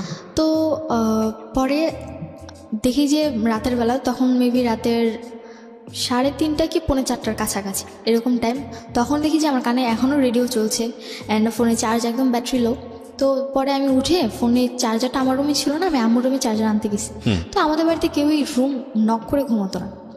তো ওই দিন রাতেও দেখলাম যে আম্মুর রুম মানে নক ছিল না, ভেরানো ছিল এরকম টাইপের, কিন্তু ডিম লাইটটা অন ছিল, যেটা কিনা আম্মু অন করে ঘুমায় না। তো আমি ভাবলাম যে আম্মু হয়তো ঘুমিয়ে গেছে, রুমে গিয়ে ডিম লাইট অফ করে দিই। অ্যান্ড আমি রুমে ঢুকে এর আগের বার তো জাস্ট আমার খালুকে দেখেছিলাম, আমি নক করার পর তারা গেট খুলে। তো পরবর্তীবার আমি আমার ওপেনলি মানে যা দেখি সেটার জন্য আমি প্রপারলি প্রস্তুত ছিলাম না, একদমই না। অ্যান্ড আমার হাত থেকে ফোনটা পড়ে যায়, ব্যাটারি খুলে যায় ফোনের। টাচ ফোন ছিল তো টাচটা ফেটে গিয়েছিল। তো আমি দেখে মানে একদমই সহ্য করতে পারিনি। দরজাটা আম্মুর রুমের দরজাটা জোরে মানে আটকে দিয়ে আমি আমার রুমে এসে দরজা আটকে মানে কী করবো তখন, মানে বাঁচবো না মরে যাবো সেটা চিন্তা করতেছিলাম। মানে কি ছিল বিষয়টা? বিষয়টা ছিল যে আমাদের যে বাসার গলিটা, ওই গলির প্রথম ঢুকতেই একটা বাড়ি থাকে, ওই বাড়িতে একটা ছেলে থাকতো। তো ও আবার মার্কেটে জব করতো। তো ওর সাথে নাকি আম্মুর কথা আগে থেকেই মোটামুটি ছিল। অ্যান্ড সেদিন আমি স্টোরি জানতে চাচ্ছি না, তুমি আনএক্সপেক্টেড কাউকে ওখানে দেখেছো? হ্যাঁ, আনএক্সপেক্টেড। মানে আমি নর্মালি তাকে ওরকমভাবে চিনতাম না। যে যাকে দেখলে তুমি ওই রাতের পরে তাকে চিনেছো না তার আগে তুমি তাকে চিনতে? পরে চিনেছো। সো ওকে, আমি সিচুয়েশনগুলো জানি। তারপরে তোমার রুমে আসার পরে কি হলো? তো আমি আমার রুমে এসে দরজা আটকে দিই। অ্যান্ড পরবর্তীতে আম্মু ড্রেস আপ চেঞ্জ করে পরে আমার রুমে এসে নক করতে থাকে, আর ওই লোকটা ওখান থেকে চলে যায়। তো আমি রুমের দরজা খুলি না। তখন আমি কি করবো, আমার জাস্ট একটাই চিন্তা যে আমি মানে খুব কান্না করতেছিলাম। আমি চিন্তা করছিলাম যে কেন আমি এখনো এই জিনিসগুলো দেখার জন্য আমাকে তোমাদের পুরো বাড়িতে কোনো পুরুষ মানুষ থাকতো না? না, কোনো পুরুষ মানুষ থাকতো না। ওকে। তো আমাকে আল্লাহ কেন বাঁচিয়ে রাখছে বা আমি কেন বেঁচে আসছি। অ্যান্ড তখন চিন্তা করলাম যে বেঁচে থাক এইগুলো দেখার চেয়ে মরে যাওয়াটা বেটার। তো তখন রাসেলের সাথে আমার ওরকম কথা নেই, বিকজ সিলেট যাবার পর জাস্ট ওই ফ্রি টাইম যখন হতো তো মানে ঘুরতে যেত, এই কারণে কথা বলতে পারতাম। সিলেটে সে কেন গিয়েছিল? তার বাড়ি তো বরিশালে। সিলেট গিয়েছিল, বাড়ি না তার, সিলেট গিয়েছিল তার মেঝো ভাই ওখানে থেকে জব করতো। তো মেঝো ভাইয়ের সাথে দেখা করতে গিয়েছিল। তখন রাসেল কোথায়? সিলেটে। ওকে। তো কি করবো বুঝতে পারতেছিলাম না, মানে মাথায় কোনো কাজই করতেছিল না। পরে আমি মানে চিন্তা করলাম যে আমি সুইসাইড করে ফেলি, আমার বাঁচার কোনো দরকার নেই। বিকজ বারবার সরি বলার পরও যে এই জিনিসগুলো হচ্ছে, তারপর বেঁচে থেকে আমার আর কি লাভ। তো আমি চিন্তা করি যে ফ্যানের সাথে নিজের গলায় ধরে দেবো, আমার বাঁচার কোনো দরকারই নেই। আর যেখানে বাবার সাথে আমার অতটা মানে কথাবার্তা নেই, আমি কাউকে আমার কথাগুলো শেয়ার করতে পারতেছি না, আমার তেমন কোনো ফ্রেন্ডসও নেই, আমার স্কুল অতটা যাওয়া হচ্ছে না, আর বাসায় এরকম সিচুয়েশন। তো একটা মেয়ে সিচুয়েশনে থাকলে কি করে, আমি কোনোভাবে অ্যাকসেপ্ট করতে পারতেছিলাম না। তো আম্মু অনেকবার, অ্যান্ড আমার মানে অলরেডি ফ্যানের সাথে দড়ি মানে আমার ওনা বাঁধাও শেষ। অ্যান্ড আম্মু প্রচুর নক করতেছিল যে আম্মু হয়তো ভয় পাচ্ছিল যে আমি যদিও কিছু করে ফেলি। তো পরে আম্মু মানে নক করতে করতে সে একটা পর্যায়ে আমাকে এটা বলে ফেলে যে তোর যদি মরার ইচ্ছা থাকে আমার বাড়িতে না মরে আমার বাড়ি থেকে চলে যায় মর, কজ তুই যদি আমার বাড়িতে মরস পুলিশের সাথে আমার এই ধরবি যে হয়তো বা আমার কোনো কারণে তুই মরতেছিস, তার তোর যদি মরার ইচ্ছা থাকে মরার অনেক জায়গা আছে, তুই যেমন এমনকি এমনভাবে ইন্ডিকেট করে বলছে তুই তো সাঁতার জানোস না, হাতে ঝিলে যাও ওখানে গিয়ে ঝাঁপ দিয়ে পানিতে গিয়ে মরে যা। আরও বেশি খারাপ লাগছিল যে কি বলছে এগুলো। দেন হাউ মাচ মানে ডেসপারেট শি ইজ। আমি জানি না কোনটা সত্য কোনটা মিথ্যা, কজ সেটা জাজমেন্ট করার অধিকারও এই শো নাই, এবং সেটা করা সম্ভব না, কারণ it's not an investigative show. But এগুলো একটা ফ্যামিলিতে যদি হয় কি অবস্থা দাঁড়াবে, এবং মানে যে পক্ষর কথা বলছে সে পক্ষ কতটা ডেসপারেট এই বিষয়টাতে, ভয়ানক। বলুন তারপর আম্মু এরকম কথা যখন বারবার বলতেছিল তখন এতটা রাগ হলো নিজের ভিতর যে না, মরে গেলে তো মরেই গেলাম, মরে গেলে না কেউ আমার ব্যাপারে কিছু জানলো বা আমি না কাউকে কিছু বলতে পারতেছি না, আমি আমার মাকে ভালো করতে পারতেছি, তো আমি মরে গিয়ে কী করবো, তার চেয়ে ভালো মানে যতটুকু মানে তখন মনে হচ্ছিল যে না আমি একটা যুদ্ধের ময়দানে চলে এসেছি, আমাকে ফাইট করে বাঁচতে হবে এখন। যদি আমি ফাইট না করতে পারি তাহলে আমাকে কেউ মেরে ফেলবে। ক্লাস 9-এ পড়ো তখন? তখন আমি ক্লাস 9। আর মাঝামাঝি সময় মানে জুন জুলাই এরকম। পড়াশোনা করতে পারতে? পড়াশোনা বলতে আমার ওরকম পড়াশোনা হতো না, পরীক্ষার আগে রাতে যদি একটু পড়তাম তা ওই অবধিই হতো। তোমার গ্রুপ কি ছিল? আমার গ্রুপ ছিল কমার্স। Commerce, okay. অ্যান্ড ছোটোবেলা থেকেই মানে আমার আম্মু যেটা বলতো যে আমার বেশি পড়ার প্রয়োজন হতো না, যদি আমি অল্প পড়তাম তাহলেই আমার মানে সিলেবাস কভার হয়ে যেত। তো কী করবো বুঝতে পারতেছিলাম না। পরে আমি গেট খুললাম, অ্যান্ড গেট খুলে আম্মু দেখে যে মানে ওড়নাটা ফ্যানের সাথে বাঁধা। পরে আম্মু আমার হাত ধরে মানে চুলের মুঠি ধরে আমাকে তার রুমে নিয়ে গেল, নিয়ে গিয়ে ধাক্কা মারে। অ্যান্ড কী বলো ওয়াইড্রপ যে থাকে সেটার সাথে লেগে আমার কপালটা কেটে যায়। অ্যান্ড যখন আমার কপাল কেটে যায় তো পরে বলে যে তোর যখন এতই মরার ইচ্ছে এখানে কেন তুই মরবি, তুই বাইরে গিয়ে মর, তোর দরকার নেই এখানে থাকার বা এখানে বাঁচার। তো এই কথাগুলো যখন বলতেছিল খুব খারাপ লাগতেছিল। অ্যান্ড পরবর্তীতে সে আমাকে বেলুন নিয়ে মারতে শুরু করে। অ্যান্ড আমি লাস্ট অবধি সহ্য করতে না পেরে তার মানে সে যেমন আমাকে মারছে আমিও তাকে মারছি। মানে তুমিও গায়ে হাত তুলে? হ্যাঁ, গায়ে হাত তুলছি লাস্ট অবধি, বিকজ আমার সহ্য করার ক্ষমতা নেই। বিকজ এখন যদি আমি গায়ে হাত না তুলি তো হয় আমি মরে যাব, আর তা না হলে মানে কোনো একটা কিছু করে ফেলবো, অঘটন। তো তার চেয়ে ভালো দেখি কি হয়। তো আমি তার গায়ে হাত তুলি। অ্যান্ড লাস্ট আমি তাকে মানে জাস্ট মানে ইয়াটা যে ডাল ঘুটনি ছিল ওটা দিয়ে তার পায়ে দুটো বাড়ি দিই, এর বেশি আর কিছু করি না। অ্যান্ড এই জিনিসটা সহ্য করতে পারে না। ওই রাতে আমার মামাদেরকে, আমার খালামুনিকে, আমার নানুকে ফোন করে আম্মু ডাকায় আনে যে দেখো তোমাদের মেয়েগুলো কী করতেছে। তো পরে মামার সবাই আসলেন। আমার তো মাথায় একদমই সেন্স নাই বলতে গেলে। এরকম আমি সবার সামনে চিৎকার করে বলতেছি আমার কি দোষ দেখতেছো তোমরা, আমি কি করছি, আমি গায়ে হাত তুলে দোষ করছি? তাহলে ও যে রাতের পর রাত ছেলে এনে বাসায় থাকে, লোক এনে বাসায় থাকলে এটা কি ওর দোষ না? তুই তো গাড়ি করছিস? হ্যাঁ, তুই তো করে বলছি। তো পরে মামারা বলতেছিল যে এই মেয়ে তো পুরো খারাপ হয়ে গেছে, এর তো মানে মামাদের কথা এরকম ছিল যে আমি পুরোপুরি খারাপ হয়ে গেছি। অ্যান্ড মায়ের নামে আজে বাজে কথা বলতেছি, সে যাই অন্যায় করুক না কেন সে আমার মা। কিন্তু আমার মাথায় তো এটা নেই যে না সে আমার মা, সে কেন অন্যায় করছে, আমার কথা এটা কেন করবে, এইটুকু আমার মাথায় ছিল। অ্যান্ড মামার আমার সাথে প্রচুর খারাপ আচরণ করতেছিল। মানে তুমি যেগুলো বলছো সেগুলোকে তারা একদমই বিশ্বাস করে না? একদমই বিশ্বাস করতেছে না। অ্যান্ড পরবর্তীতে মামারা বলতেছে যে তুই কোনো কথা বলিস না, ওরে মানে পুলিশদের ধরে দে। মানে আমার এক বড় মামা ছিল যে সে বলতেছিল যে ওকে পুলিশদের ধরে দে, বল যে মাকে খুন করতে গেছে, পুলিশদের ধরা দিলে দেখবি এমনি জেলের ভাতকে ঠিক হয়ে যাবে। আবার নানু বলতেছিল যে এত কিছুর দরকার নেই, তাবিজ করে রাখ, দেখবি যে তুই যা বলবি তাই শুনবি। এরকম উল্টাপাল্টা কথা বলতেছিল। তখন তো আমার মাথায় আরও রক্ত যে আমি একটা প্রবলেমে পড়ে তাদেরকে এই জিনিসগুলো বলতেছি, অথচ তারা আমার সাথে এত খারাপ কেন? নোবডি লিসনিং ইউ, তারা তোমাকে কেউ শুনছে না। মানে আমি বলতে গেলে কোনো ফেল না একটা মানুষ, মানে আমি যা বলছি সবই বানোয়াট বলছি, কোনো সত্যি কথা বলছি না। খুব ক্রিটিক্যাল সিচুয়েশন প্রিয় শ্রোতা। এখানে যদি কেউ শুনেও সমাধানটা কি হবে, খুবই ক্রিটিক্যাল। একটু চিন্তা করবেন, আপনারা আপনাদের জায়গা থেকে হয়তোবা মার দিকে আঙ্গুল তুলছেন, হয়তো বাকি তাই তুলছেন, আমি ডেফিনেটলি শিওর। কিন্তু মা আর মেয়ের সম্পর্ক তো যেটাই হোক না কেন, মা আর মেয়ের সম্পর্ক, এই জায়গাটা কিন্তু একটা সমাধানের জায়গায় আসতে হবে। এবং এটার সমাধানটা কি?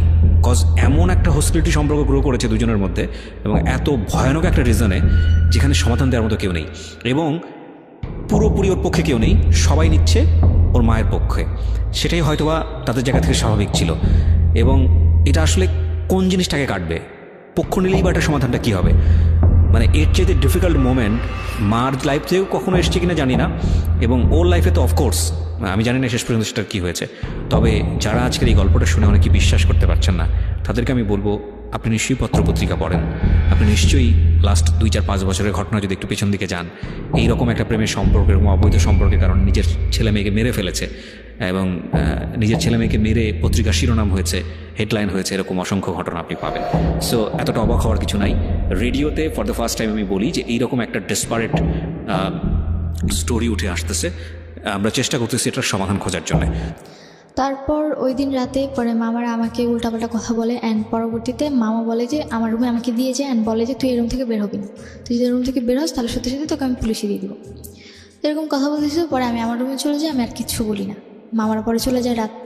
পরের দিন সকালবেলা আমার আশেপাশের মানুষের যে রাতে চিৎকার চেঁচামেচি হয়েছে তো ওগুলো শুনছি। তো পাশের বাড়ির কয়েকজন আসছেন, মানে 3-4টা নানু আসছে।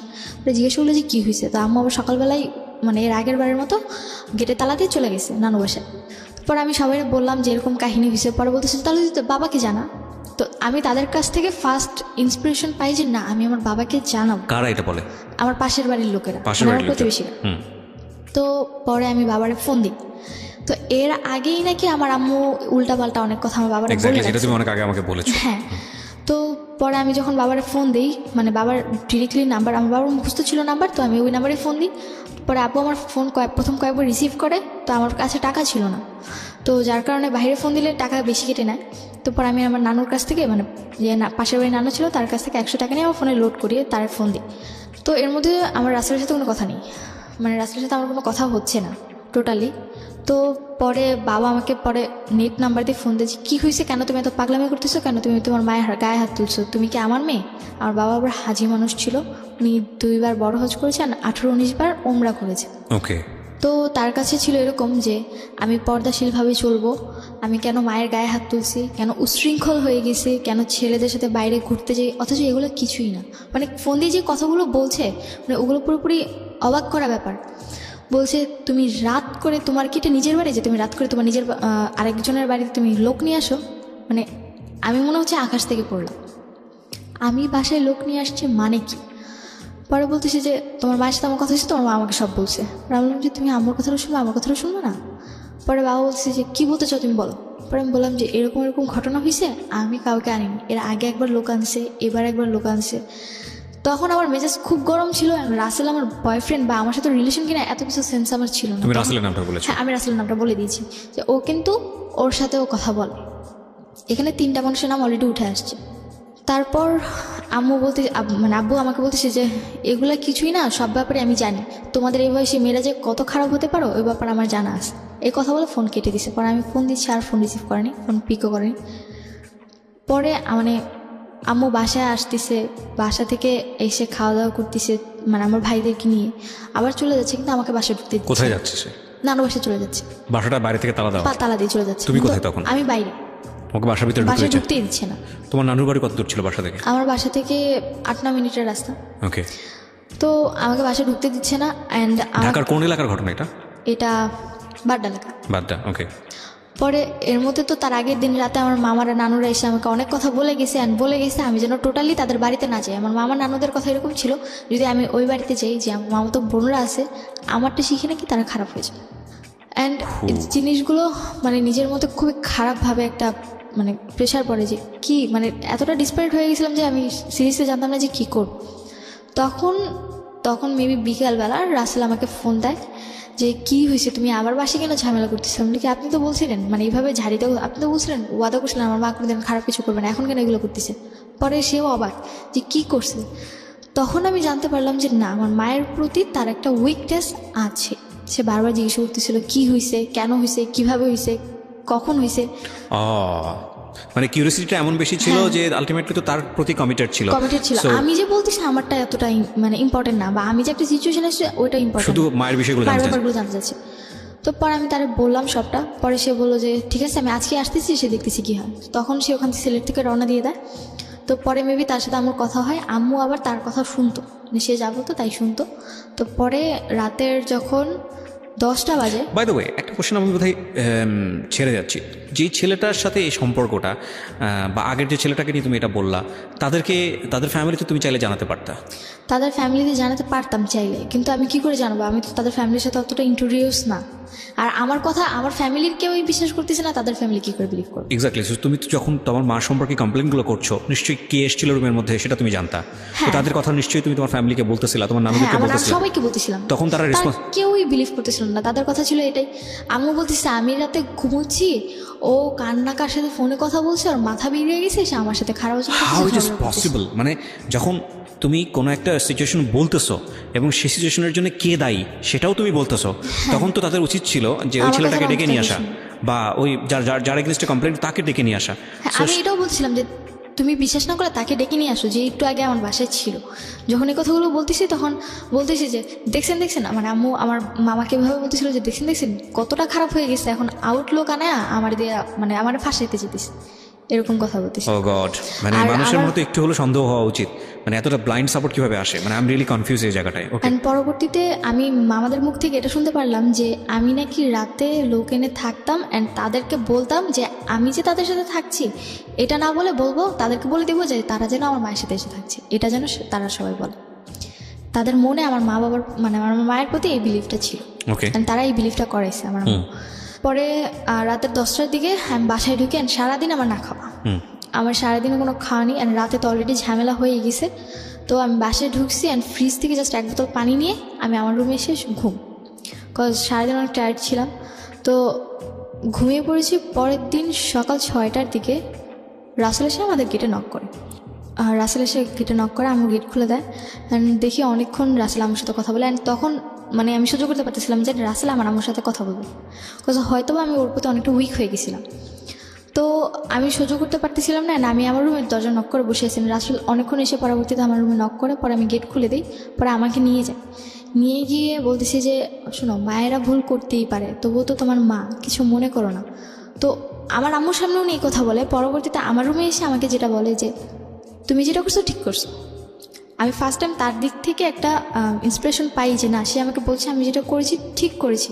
আমার মায়ের গায়ে হাত তুলেছি, প্রতিবাদ করেছি, তাকে জানিয়েছি মামাদেরকে। হ্যাঁ, তারা বিশেষ করছে না তাদের ম্যাটার, কিন্তু বলেছি তো। পরবর্তীতে তো যদি কোনো প্রবলেম হয় আমাকে ব্লেম দিতে পারবে না। তখন আমি রাসেলের কাছ থেকে এই জিনিসটা পাই।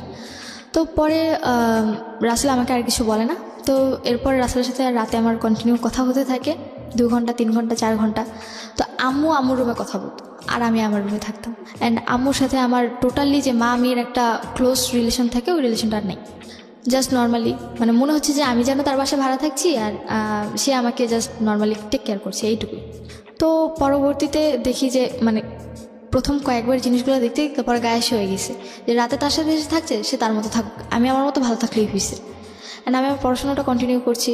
প্রতিদিন রাতেই দেখছি একজন তোমার একজন বাবা আসছে। কোন ক্লাসে থাকতে যেন দেশের বাইরে গিয়েছিল? ক্লাস 8 লাস্ট দিকে। এই যে 8-এর পর থেকে এতগুলো ঘটনা তুমি দেখছো, এর আগে তো দেখতে না না, এরকম এর বাসায় আগে আসা? কিছুই দেখতাম না। এর মাঝখানে তোমার বাবা আর আসেনি? না, এর মাঝখানে বাবা কতদিন আসেনি। পর পর আসতো তোমার বাবা? বাবা যাওয়ার পর 3 বছর পর এসেছিল, পরে গেছে। কি এখন করতে উনি বিদেশে কি করতো? উনি বাইরে একটা কোম্পানি জব করতো।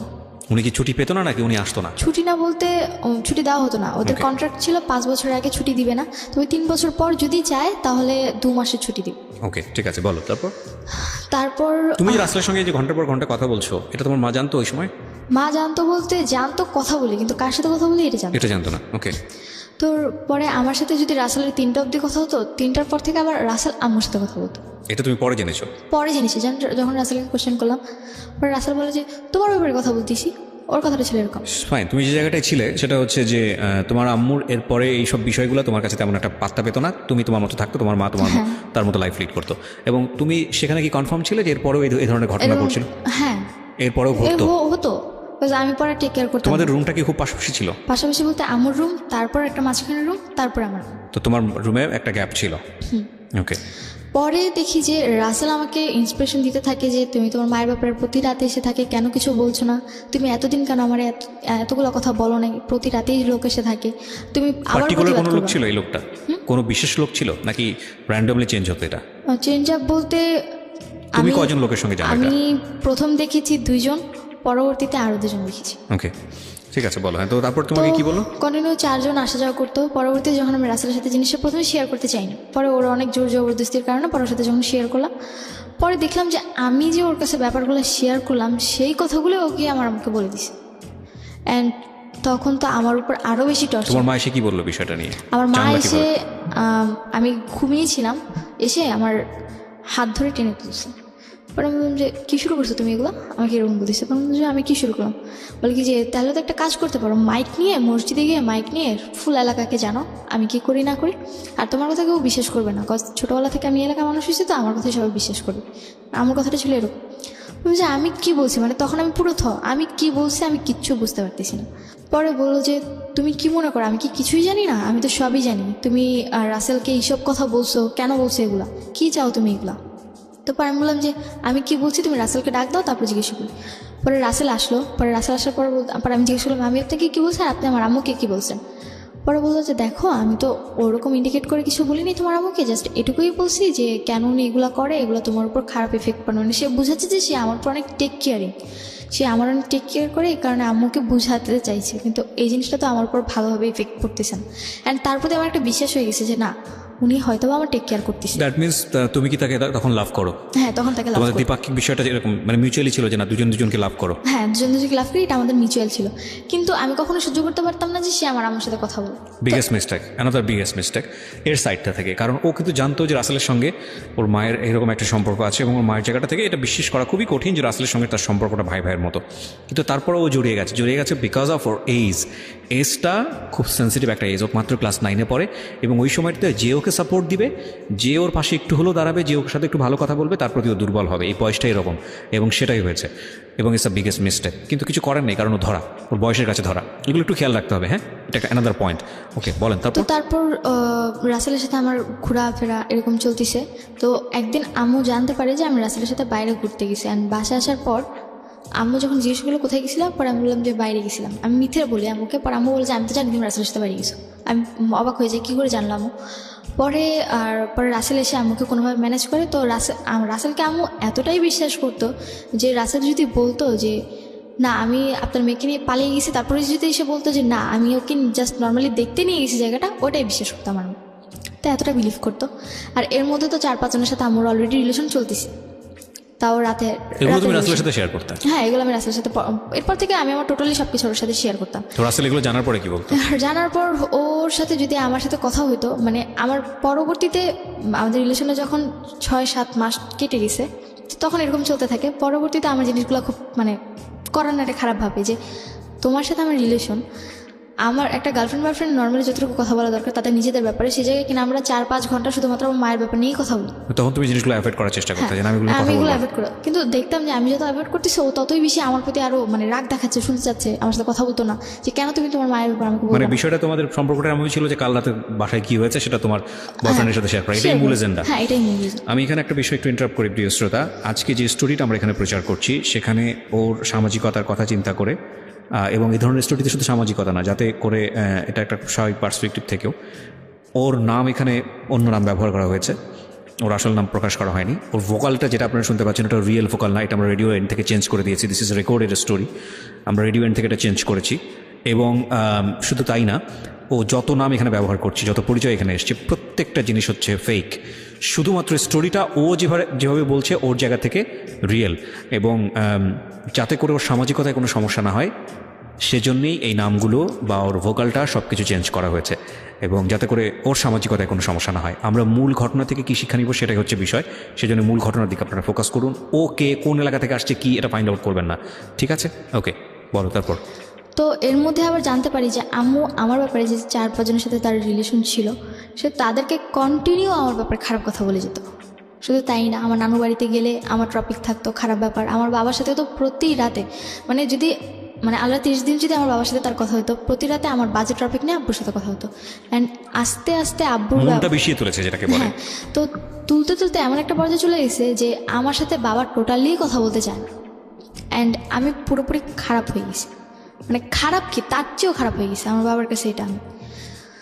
তো তার কথা, আমি একটা হাজি মানুষ হয়ে কেন এরকম একটা খারাপ মেয়ে পেটে ধরছি, কেন জন্ম দিছি, তো এটা হচ্ছে মূল কথা। আমার মায়ের মানে বাবা মাকে এটা বলতো, অ্যান্ড মাঝে মধ্যে এটাও বলতো যে বান মেরে যে মানুষ মেরে ফেলে, আমার বাবা বলতো যে তোকে ওকে মেরে ফেল, তারপরে বাঁচা রেখে কী লাভ। তো তারপরে রাসেলের সাথে যখন আমাদের রিলেশনটা 8 মাসের কাছাকাছি চলে আসলো, এরপরে দেখলাম যে না, আমার সাথে যতটা ওর উঠা বসা কথাবার্তা তার চেয়ে বেশি আমার সাথে ঘনিষ্ঠতা। আমার বাসায় আসলে আমি আবার তখন কোচিং করতাম, তো আমি যেটুকু টাইম কোচিংয়ে থাকতাম ওইটুকু টাইম আমার বাসায় থাকতো। আমি আসার আগে চলে যেতাম, এটা আমি আমার ভাইয়ের কাছ থেকে শুনি। পরবর্তীতে আবার দেখলাম যে আমি যদি স্কুলে যাই, আমার স্কুল থাকতো মানে 7টা থেকে 7:30 থেকে পিটি শুরু হয়ে যেত, তা আমাকে 7টার মধ্যে উপস্থিত থাকতে হতো। 6:30 থেকে বাসা থেকে বেরিয়ে যেতাম, তখনও আমার বাসায় আসতো। আর আমার স্কুল ছুটি হতো 1:15-তে, আমার আস্তে আস্তে বাসা যেতে যেতে এরকম 1:45 বেজে যেত, তার আগেও চলে যেত বাসা থেকে। এই জিনিসগুলো আমার খুবই খারাপ লাগে। অ্যান্ড পরবর্তীতে রাসেলের ম্যাটার নিয়ে প্লাস বাদবাকি যে ম্যাটারগুলো ছিল ওগুলো নিয়ে আম্মুর সাথে আমার তর্ক লাগতে থাকে। তো পরবর্তীতে আম্মু বলে যে তাহলে তোর বাসায় খাওয়া দাওয়া বন্ধ, তুই বাসায় খাওয়া দাওয়া করবি না, জাস্ট তোরে থাকতে দিলাম দয়া করে আমার বাড়ি দেখে। আর কথায় কথায় আমাকে শুনতে হতো এটা তার বাড়ি। মানে বাড়িটা তো আসলে ওনার নামে হ্যাঁ ছিল। ওনার নামে। আর কথা বলতে একটাই যে এটা তোর বাবার বাড়ি না, যে তুই তোর নিজের পছন্দ মতো চলবি আর তুই তোর কথাগুলো বলবি, আমি এগুলো অ্যানাদার শুনবো। পয়েন্ট, অ্যানাদার ইম্পর্টেন্ট পয়েন্ট প্রিয় শ্রোতা, যে এখানে বাবার শক্ত হওয়ার সুযোগ ছিল কিনা আদৌ? আচ্ছা, তোমার বাবার কি এতটুকু সামর্থ্য ছিল না সে নিজে একটা বাড়ি করে, বা তারপর তোমার না। মার উপর অর্থনৈতিকভাবে ডিপেন্ড ছিল? আমার বাবা বলতে গেলে গ্রামে বাবার প্রচুর সম্পত্তি জায়গা আছে, কিন্তু ঢাকার মেয়ে বাবা পছন্দ করে, সেক্ষেত্রে আমার মায়ের বাড়ি ছিল, এখানে বাবা মোটামুটি উইক ছিল আমার মায়ের প্রতি। ওকে, ঠিক আছে, বলো। হ্যাঁ, তারপর জিনিসগুলো মানতে পারি না। তো একদিন রাসেল অসুস্থ থাকে, তো এর মধ্যে আমাদের রিলেশনটা এরকমই চলতে থাকে। ওর সাথে আমার প্রতিদিন ঝগড়া হতো, কেন আম্মুর সাথে কথা বলে, আর আম্মুর সাথে তো আমার প্রত্যেক দিন ঝগড়া হতে, আর কোনো না কোনো কারণে প্রতিদিন আমার 2-1টা থাপ্পড় খেতেই হবে। মার কাছ আর থেকে? হ্যাঁ, আর গালাগালির তো কোনো লিমিটই ছিল না। খেতে বসতে গালি শুনতে হতো, ঘুমোতে গেলে গালি শুনতে হতো, মানে এত নিম্ন স্তরের গালিগুলো মানে চলে গেছিলো যে তার কাছ থেকে শুনে শুনে মনে হচ্ছে যেন ওই জিনিসগুলো এখন আমি রিপিট করছি। ও আর মানে খারাপ, মানে খুব খারাপ সেন্সেশন, মানে নিজে সবসময় একটা জিনিস চিন্তা করতাম যে কেন এই ফ্যামিলিতেই বা জন্ম নিলাম, বা কেনই বা এগুলো আমি সহ্য করছি। তো তারপরে যখন আমি অতিরিক্ত উইক হয়ে পড়ি রাসেলের ওপর, তো আমি টোটালি ওর না করে যাই, তুমি আমার মায়ের সাথে টোটালি কোনো কন্ট্যাক্ট করতে পারবে না। এবার তোমার বোন হোক, মা হোক, বাপ হোক, চাচা হোক, যাই হোক না কেন, বা তোমার আত্মীয় রক্তের কেউ হোক, তুমি কারোর সাথে, আমি ছাড়া দুনিয়ার সবার সাথে যোগাযোগ করে একমাত্র আমার মা ছাড়া। আর আমার মায়ের প্রতি আমার এমন একটা ঘৃণা নিজের মধ্যে জন্মে গেল যে আমি দুনিয়ার একটা নিকৃষ্ট মানুষকে সহ্য করতে পারবো, কিন্তু তাকে করতে পারবো না। ওকে ওকে। তো মায়ের তো অলরেডি এরকম রিলেশন চলছে। তো এরপরে বাসায় আসাটা, মানে 2-3 জনের বাসায় আসা বন্ধ হয়, কিন্তু আম্মু পরবর্তী থেকে তাদের বাসায় যাওয়া শুরু করে, বা বাইরে আউটসাইডে দেখা করে মিট করা শুরু করে। এটা তুমি জানলা কিভাবে? এটা জানতে পেরেছি রাসেল একবার আম্মুকে ফলো করেছিল, তারপর জানতে পেরেছি। রাসেল তোমাকে ইনফরমেশনটা দেয়? হ্যাঁ, রাসেল ইনফরমেশন দেয়। আর আম্মু যে কথা বলতো, পরবর্তীতে আরেকটা এখানে মাঝখানে একটা ঘটনা ঘটেছে, সেটা হচ্ছে যে একবার আম্মুর সাথে এরকম ঝগড়া হওয়ার কারণে, তো আমি নাকি, বাবা আম্মুকে বলে যে যেহেতু তোর মেয়ে এতই খারাপ হয়ে গেছে, তাহলে তুই ওকে কেন আলাদা রুমে থাকতে দিচ্ছিস? তার মানে ও বাইরে থেকে লোক এনে রাতের পর রাত বাসায় থাকছে, তুই কেন এটা মেনে নিচ্ছিস? তাহলে ওকে রুম ছেড়ে দিতে বল, তুই তোর রুমে মাটিতে ফ্লোরে ওরে থাকতে দিবি, যদি থাকতে হয় থাকবে, আমরা তো বাসা ছেড়ে চলে যাবি, কজ এটা তোর বাড়ি। তো আম্মু আব্বুর কথা শুনে আমাকে আমার রুম থেকে চলে আসতে বলে। তো আমি পরবর্তীতে আমার রুমটা ছেড়ে দিই, আমি আম্মুর রুমে ফ্লোরে বেড করে ঘুমোতাম। তো তখন তো রাতের আমার আবার মানে ক্লাস 6 থেকে রাত জাগার একটু স্বভাব ছিল, ওই রাতে এফএম শুনতাম। তো আম্মু রাতে কি বলতো, কানে এফএম থাকলেও যদি আমি এফএম অফ করে দিই, পাশে গিয়ে বলতে শুনতাম। তো আম্মু আবার মাঝে মধ্যে করতো কি, মানে অনেক নেগেটিভ আর ন্যারো মাইন্ডের কথা বলতো। তো আমি ওগুলো শুনছি কিনা, হয়তো অপোজিট সাইড থেকে তাকে জিজ্ঞাসা করতে যে তোমার মেয়েগুলো শুনছি কিনা দেখো তুমি। তো তখন আবার আমাকে ডাক দিত যে এই সুভা, তুমি কি আমার কথা শুনছো? তো যখন এরকম ডাক দিত, তখন আমি না শোনার ভান করে বসে থাকতাম, তার মানে আমার কানে হেডফোন আছে, আমি তার কথা শুনছি। নেগেটিভ ন্যারো বলতে? নেগেটিভ ন্যারো বলতে হাজব্যান্ড ওয়াইফের যেমন কথা। ওকে ওকে, উই গট আন্ডারস্টুড। হ্যাঁ। তো এই জিনিসগুলো আমি টোটালি, মানে যখন কথাগুলো শুনতাম, মানে খুবই খারাপ লাগতো, টলারেট একদমই করতে পারতাম না। চিন্তা করতাম যে কেন আমাকে ওই রুম থেকে এই রুমে নিয়ে আসছে। তো এরকম তখন আমার 9-এর লাস্ট এক্সাম বলতে মানে এক্সামের লাস্ট এক্সাম ছিল, তারপরে 2 দিন পর রেজাল্ট দিয়ে দিবে, ডিসেম্বর মাস ছিল তখন। আমি টোটালি সহ্য করতে পারি না। দেন আম্মু লাস্টের দিকে আম্মুর সাথে আমার আবার ঝগড়া হয় কোনো একটা ম্যাটার নিয়ে, বলতে গেলে যে আমি কোচিং গেছি, রাত করে বাড়ি ফিরছি। ওই দিন আমার কোচিংয়ে অনুষ্ঠানও ছিল, তো ওই জায়গায় আমার লেট হয়ে গেছে। প্লাস ওখান থেকে আসার সময় রাসেলের সাথে দেখা করে আসতে গিয়ে আমার একটু লেট হয়ে গেছে, মানে 9:30টার কাছাকাছি চলে গেছে। তো আমাদের এলাকাটা এরকম যে 9:30টার পর বা 10টা থেকে কোনো মেয়ে বাড়িতে ফিরলো তাকে নিয়ে অনেক বাজে মন্তব্য করা হয়। তো আম্মু ওইটা আমার সাথে চিল্লাচিল্লি করতে থাকে। পরে আমি আম্মুরে, মানে আমার সাথে তো আম্মুর কোনো ভালো রিলেশনই নেই, আর আম্মু যদি আমাকে কোনো কথা বলে আমি প্রত্যেকটা কথার বাজে অ্যান্সার দিই। ওকে। কজ তার কাছ থেকে শুনতে শুনতে এখন আমার অভ্যাস হয়ে গেছে। তো পরে আম্মু আমাকে জিজ্ঞাসা করে, এত রাত করে কেন তুমি বাসায় আসছো? পরে আমি বললাম যে আমি যদি রাত করে বাসায় ফিরি, বা আমি যদি কোথাও থেকে ঘুরেও এসে বাসায় ফিরি, তুমি তো আমার বাবাকে এটাই বলবে যে না আমি আরেকটা লোকের সাথে থেকে আসছি, তাই না? তুমি যেটা মনে করো সেটাই। আমার অ্যান্সারটা ছিল এরকম। আর আমি রাত করে বাড়ি ফিরলে আম্মু প্রত্যেকটা দিন বাবাকে একটা কথা বলতো যে তোমার মেয়ের এমন একটা চাহিদা হয়েছে, মানে এত খারাপ কথা বলতো যে ওরা এখন ঘরে রাখা দেয়, এমন কিছু কথা বলতো যে হাজব্যান্ড ওয়াইফ কথা বলতে পারে, কিন্তু যখন একটা মেয়ের টপিক নিয়ে কথা বলে, মায়ের কিন্তু উচিত যে না মেয়ের টপিকটি একটু মানে নিজের মধ্যে রাখা, কিন্তু সে কোনোটা রাখতো না, আরও বেশি করে বলতো। তো পরে আমার আবার এরকম ছিল যে না তাকে যদি মানে আমি যদি রাত করেও বাড়ি ফিরতাম, তার জন্য যদি আমি অনেক খাবার নিয়ে আসতাম, সে আমাকে কিছুই বলতো না। ওকে, সো তুমি কনভিন্স করার জন্য মাঝে মাঝে খাবার নিয়ে আসতে? হ্যাঁ, যে আমি বাইরে গেছি, হয়তো বা আসতে লেট হয়ে গেছে, তার জন্য যদি খাবার নিয়ে আসতাম, সে আমাকে কখনোই এই সময়টা তুমি কি করতে? এই সময়টা আমার হয়তো বা হাতে ঝিলে থাকা হতো, বা তখন আবার রাসেলের সঙ্গে? হ্যাঁ, রাসেল আবার তখন একটা বিজনেসে যুক্ত ছিল, যার কারণে ওর বিজনেসের কারণে উত্তরা বা বিভিন্ন জায়গায় যেতে হতো, মানে ওই ওর মানে বিজনেসের ইয়াটা প্রচারটা করার জন্য। রাসেল কি ওই সময়টাতে তোমার মায়ের সঙ্গে কি কথাবার্তা বলতো? নর্মালি বাসায় আসতো? খুব কম, আমার প্রেশার পড়ার পর একটু কম আসতো। তো এটা কি তোমার মা বুঝতে পারতো না? বুঝতে পারতো না বলতে, ও হয়তো কোনোভাবে কনভার্স করতো, আমি কখনো এই ব্যাপারে জিজ্ঞেস করি না। আর ও যদি জিজ্ঞেস করতাম, ও বলতো যে তোমার এত কিছু জানে কি লাভ, আমি তো ম্যানেজ করতেছি। Okay fine, he is playing double game actually. ও যখন তোমার সাথে বাইরে মিট করতো, বা তুমি কার সাথে মিট করতো সেটা তোমার মা জানতো? মিট করতেছি বলতে আমার ওর সাথে বেশিরভাগই মিট হতো হয় কোচিং ফাঁকি দিয়ে, আর তা না হলে স্কুল ফাঁকি দিয়ে। আচ্ছা, তো এটা কি তোমার মা জানতো যে তুমি কার সাথে টাইম পাস করতেছো, কোন ছেলের এটা সঙ্গে? আমি জানতো না। এটা জানতো না? হ্যাঁ। আচ্ছা, তো তুমি বলছিলে রাত করে বাড়ি ফেরা, কটার দিকে ফিরতে সর্বোচ্চ রাত হলে? আমার সর্বোচ্চ 9:30টার অবধি কখনো যাইনি। 9:30? তোমার তখন বয়স ক্লাস 9-এ পড়ো তুমি? তখন আমি 15। মানে তুমি কোন ক্লাসে পড়ো? তখন 10-এর ফার্স্টে। 10-এর ফার্স্টে, ক্লাস 9:30 অনেক রাত। হ্যাঁ, অনেক ওকে, রাত। বলো। তো পরে যখন আম্মু আমার উপর চিৎকার চেঁচামেচি করতো, তো আমি বলতাম যে তুমি করলে দোষ না আমি করলে দোষ, মানে আমার কথাটা এরকম ছিল। রিপিট দ্য সেন্টেন্স, বলো। যে তুমি করলে দোষ না আমি করলে দোষ। So ultimate lesson of the story is here. এইখানেই হলো লেসন, এবং এটা আরও কত বড় দিকে যাবে সেটাই হচ্ছে দেখার বিষয়।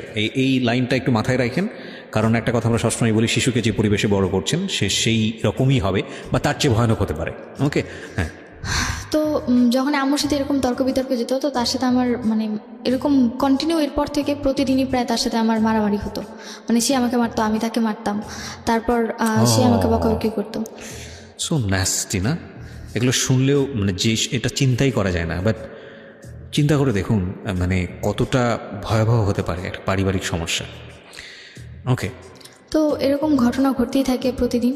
তো তখন আস্তে আস্তে মানে রাসেলের প্রতি আমি একটু উইক হতে থাকি আরও বেশি। তো তখন ওরা আমি বিলিভ করা শুরু করি, মানে ও আমাকে যা বলতো আমি তা বিলিভ করতাম, আর ও আবার আম্মুকে যা বলতো আম্মু তা বিলিভ করতো। মানে ও এদিক থেকে আম্মুর সাথেও কথা বলতো, আমার সাথে, মানে দুদিক থেকেই ওর মানে ইয়াটা খুব ভালো ছিল। কোথায় গিয়ে দাঁড়ায় সেটাই আমরা দেখবো। এরকমভাবে আমার বড় মামা আমার ফ্যামিলির প্রতি একটু বেশি টেক কেয়ারিং ছিল, তো উনি প্রায়ই আমাদের ঝগড়া মিটাতে আসতো। তো এক পর্যায়ে মামা কন্টিনিউ আস্তে আস্তে হয়তো ওনার কোনো না কোনোভাবে কোনো বাজে একটা দিক পড়ে। তো পরে আসে আমার বড় মামা কন্টিনিউয়াসলি আসতেছিল? হ্যাঁ, কন্টিনিউ আসতে। কেন আসতেছিল? এই যে আমাদের ঝগড়া সামাতে বা আমাদের ফ্যামিলি এখন কেমন আছে এইসব ব্যাপারে। উনি কি বিবাহিত ছিল? হ্যাঁ, উনি ম্যারিড ছিল। ওকে, ওনার বাচ্চা কাচ্চা ছিল? বিয়েও হয়েছে। বিয়ে হয়ে গেছে, ওকে। তো পরবর্তীতে বড় মামা মানে কি পরিবারের সবার বড়? হ্যাঁ, আমার মায়ের ফ্যামিলিতে তারা 7 ভাই বোন, তার মধ্যে সবার বড়। ওকে। তো পরে আমার বড় মামাকে আমার মা খুব বিলিভ করতো। তো একদিন বড় মামা বলে যে দেখ, তোর ফ্যামিলিতে এত ঝামেলা, তার চেয়ে ভালো আমি আমার বাড়িতে নিয়ে যাই সুভাকে, ওকে কয়েকদিন আমার বাড়িতে রেখে পরে তোরা আমার বাসায় আবার দিয়ে যাবো। তো পরে মামার 2টা বিয়ে হয়েছে, একটা থাকে ধানমন্ডি আর একটা থাকে মানে আমাদের এলাকাতে। তো মামা বলছে যে আমাদের এলাকা থাকলে যে কোনো সময় তোর বাসায় চলে আসতে পারবে, তার চেয়ে বলে আমি ওকে ধানমন্ডি নিয়ে যাই।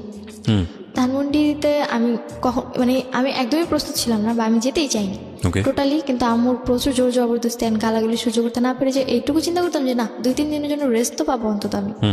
তো এই চিন্তা করে পরে আমি গেলাম, তখন আমি 10-এর ফার্স্টের দিকে। তো যখন আমি ধানমন্ডি মামার বাড়িতে গেলাম, তো ওই দিনটা ছিল যে মামাদের বাড়িটা ছিল এরকম যে মানে ফুল বাড়িটার মধ্যে একটাই মানে একতলা বাড়ি। তো 2টা ফ্ল্যাট ছিল, এক ফ্ল্যাটে হাজব্যান্ড ওয়াইফ থাকতো, তারা সকালে চলে যেত, রাতে আসতো। আরেক ফ্ল্যাটে মামা আর তার ওয়াইফ থাকতো। আর আশেপাশে সামনে ছিল বড় একটা মাঠ, আর ডান পাশেও এরকম খোলামেলা ছিল, আর পিছনে ছিল মানে বাগান টাইপের। ওকে।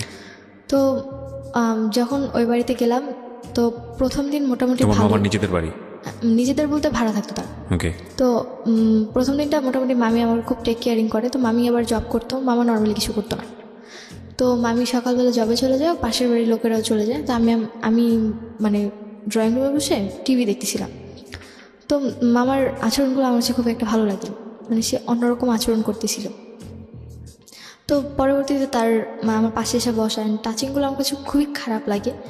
তো পরবর্তীতে আমি মামার মানে ড্রয়িং রুম থেকে আমি আমার রুমে গিয়ে রুম নক করে দিয়ে রুমে শুয়েছিলাম। তো পরে মামা এসে অনেকক্ষণ রুমে নক করে, আমি খুলিনি।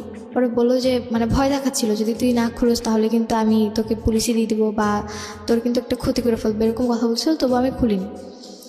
তখন আমার কাছে ফোন নেই, তখন আমার ফোন নিয়ে গেছে আম্মু। তো পরে আম্মুর সাথে কথা হচ্ছিল, পরে মামা ভেবে আম্মুরে ফোন দিচ্ছে যে তোর মেয়ে এত বেয়াদব যে কোনো কথা শোনে না, আমাদের এখানে এসে খারাপ আচরণ করতেছে। আমি রুমে বসে কথাগুলো শুনতেছি, আম্মু কি বলছে সেটা তো আমি জানি না। মামা এরকম কথা বলতেছিল, হয়তো বা আম্মু বলছিল যে ওরে মাইট দেন বা দেখবেন ঠিক হয়ে গেছে, ওরা মাইট দিয়ে সোজা করতে হয়, আমারটা মারলে তো আমারে উল্টা দেয়, আপনারা মারলে তো আপনাদেরকে আর কিছু করবে না, এরকম কথা বলতেছিল।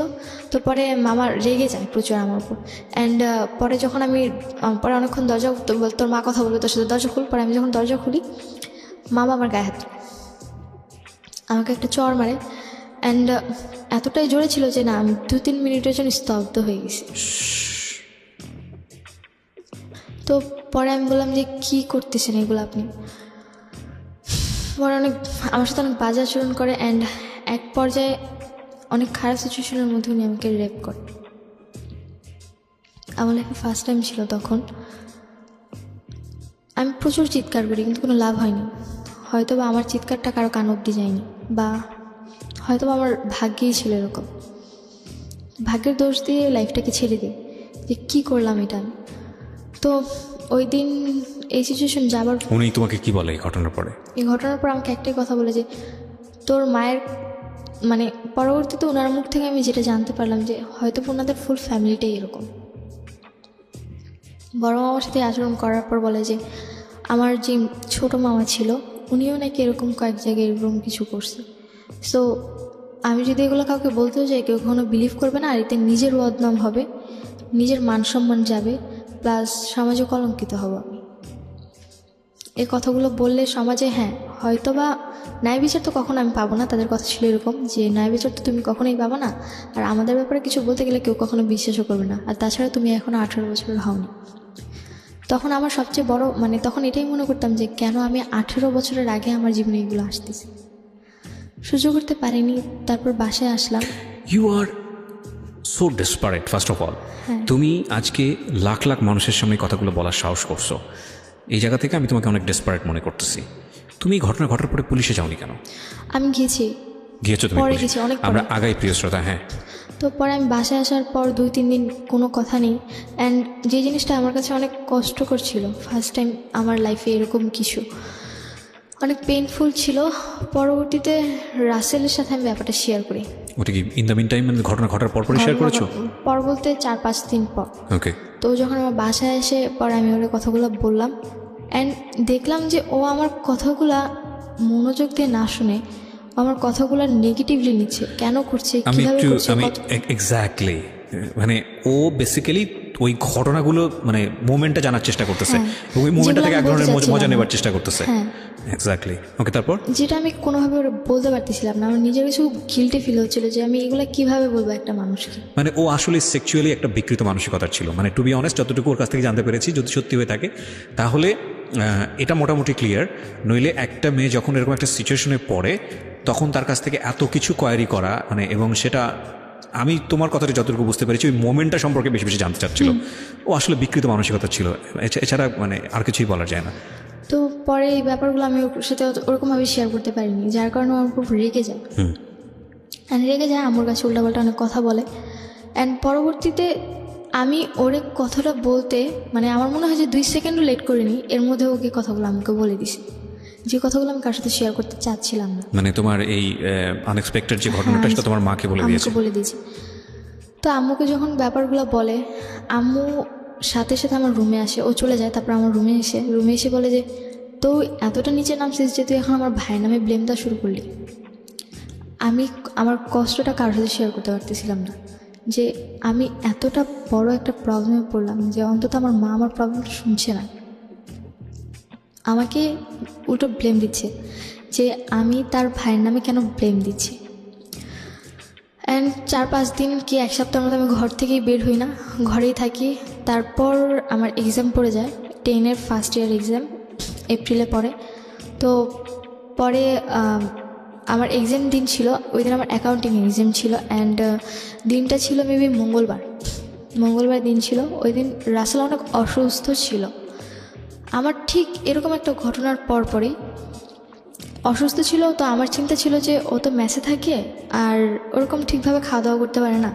তো আমি আমাকে টিফিনের জন্য বা আমাকে যাওয়া আসা যাতায়াতের জন্য যে টাকাটা দেয় ওটা দিয়ে আমি হয়তো ওর জন্য ভালো কিছু কিনে ওকে দিয়ে আসি। একটু থামাচ্ছি, এত বড় একটা ভয়ানক দুর্ঘটনা ঘটালো রাসেল, যেটা তোমার মাকে জানানোর কথা ছিল না, জানানোর পরে তোমার মা এসে তোমাকে টর্চারটা করলো, যেখানে তুমি রাসেলকে বলেই দিয়েছো যে তোমার এই বিষয়গুলো নিয়ে যেন কোনোভাবেই বিষয় তো না, তোমার তো দূরের কথা, সে তোমার মার সাথে যেন যোগাযোগ না করে। সেখানে তোমার এরকম একটা সেন্সিটিভ বিষয় রাসেল তোমার মাকে জানিয়ে দিয়েছে, তারপরে তুমি রাসেলের সঙ্গে এতটা ভালোবাসা কেন দেখাতে যাচ্ছ? ভালোবাসা বলতে যে তখন আমার মাথায় এটা ছিল না যে না ও কি করবে, আমার জাস্ট একটাই চিন্তা ছিল যে তার উপর আমি ওর উপর রেগে গিয়েছিলাম, কিন্তু ও এর মধ্যে অসুস্থ হয়ে পড়ে। সামহাও তুমি ওর প্রতি উইক ছিলা এবং তুমি এটা করেছো, এটা ভুল ছিল না শুদ্ধ ছিল সেটা আপনারাই জাজ করবেন। আমার জায়গা থেকে তো মারাত্মক ভুল, যে কারণেই সিক্রেটস, কিন্তু ও এটা করেছে। হ্যাঁ বলুন। তারপর আমি ওই দিন এক্সাম দিতে যাই, আমার অ্যাকাউন্টিং এক্সাম। তো আমার কোশ্চেন দেখে আমি খুব খুশি যে আর কারো কী কমন আসছে এটা না, আমি অলওয়েজ আমার পরীক্ষার হলে আমার এতটা ব্যাড লাগ ছিল, আমার স্কুল লাইফটা এতটাই খারাপ ছিল যে কখনো আমি কারো হেল্প পাইনি। এক্সাম হলে যে একজন আরেকজনের হেল্প পায় ওই জিনিসটা আমার কখনোই ছিল না। আমি যতটুকু পাশ করে আজ পর্যন্ত আসছি পুরোটা নিজের দক্ষতা। তো ওই দিনও আমার এক্সাম পেয়ে আমি খুব খুশি যে আমার ফুল কমন আসছে। আমার জাস্ট এইটুকুই যে আমি কোনো মতে পাস মার্কটা উঠাবো, এরপরেই আমাকে যেই হোক তাড়াতাড়ি করে যেতে হবে। অন্তত 1 ঘন্টা আগে এক্সাম হল থেকে বের হয়ে ওর বাসায় গিয়ে ওরা কিছু দিয়ে আমার বাসায় যেতে হবে আবার। তো আমি ওই দিন এক্সামটা 2 ঘন্টার মতো কমপ্লিট করি। 4টা এক্সাম ফুল 4টা মার্কস ফুল দিয়েছি, 40 আমার যেটা 40 যতটুকু অ্যান্সার করছে আমার ফুল অ্যান্সারটাই আসবে।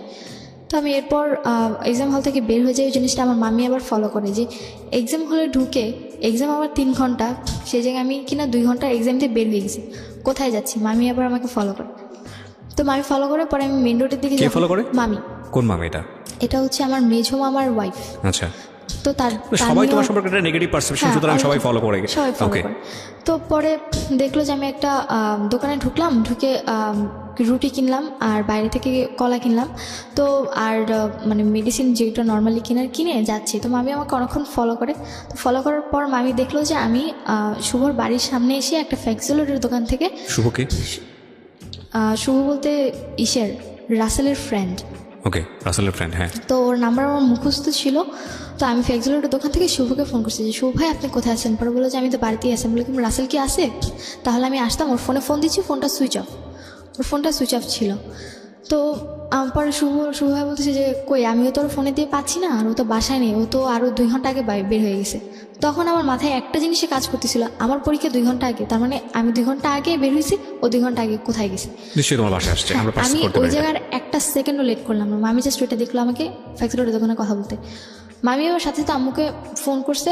আম্মুর ফোনটা তখন সুইচ অফ ছিল। আমার লাকটা এত ভালো ছিল যে হয়তো বা কিছু জানার জন্য আল্লাহ আমাকে এই জায়গায় হেল্প করছে।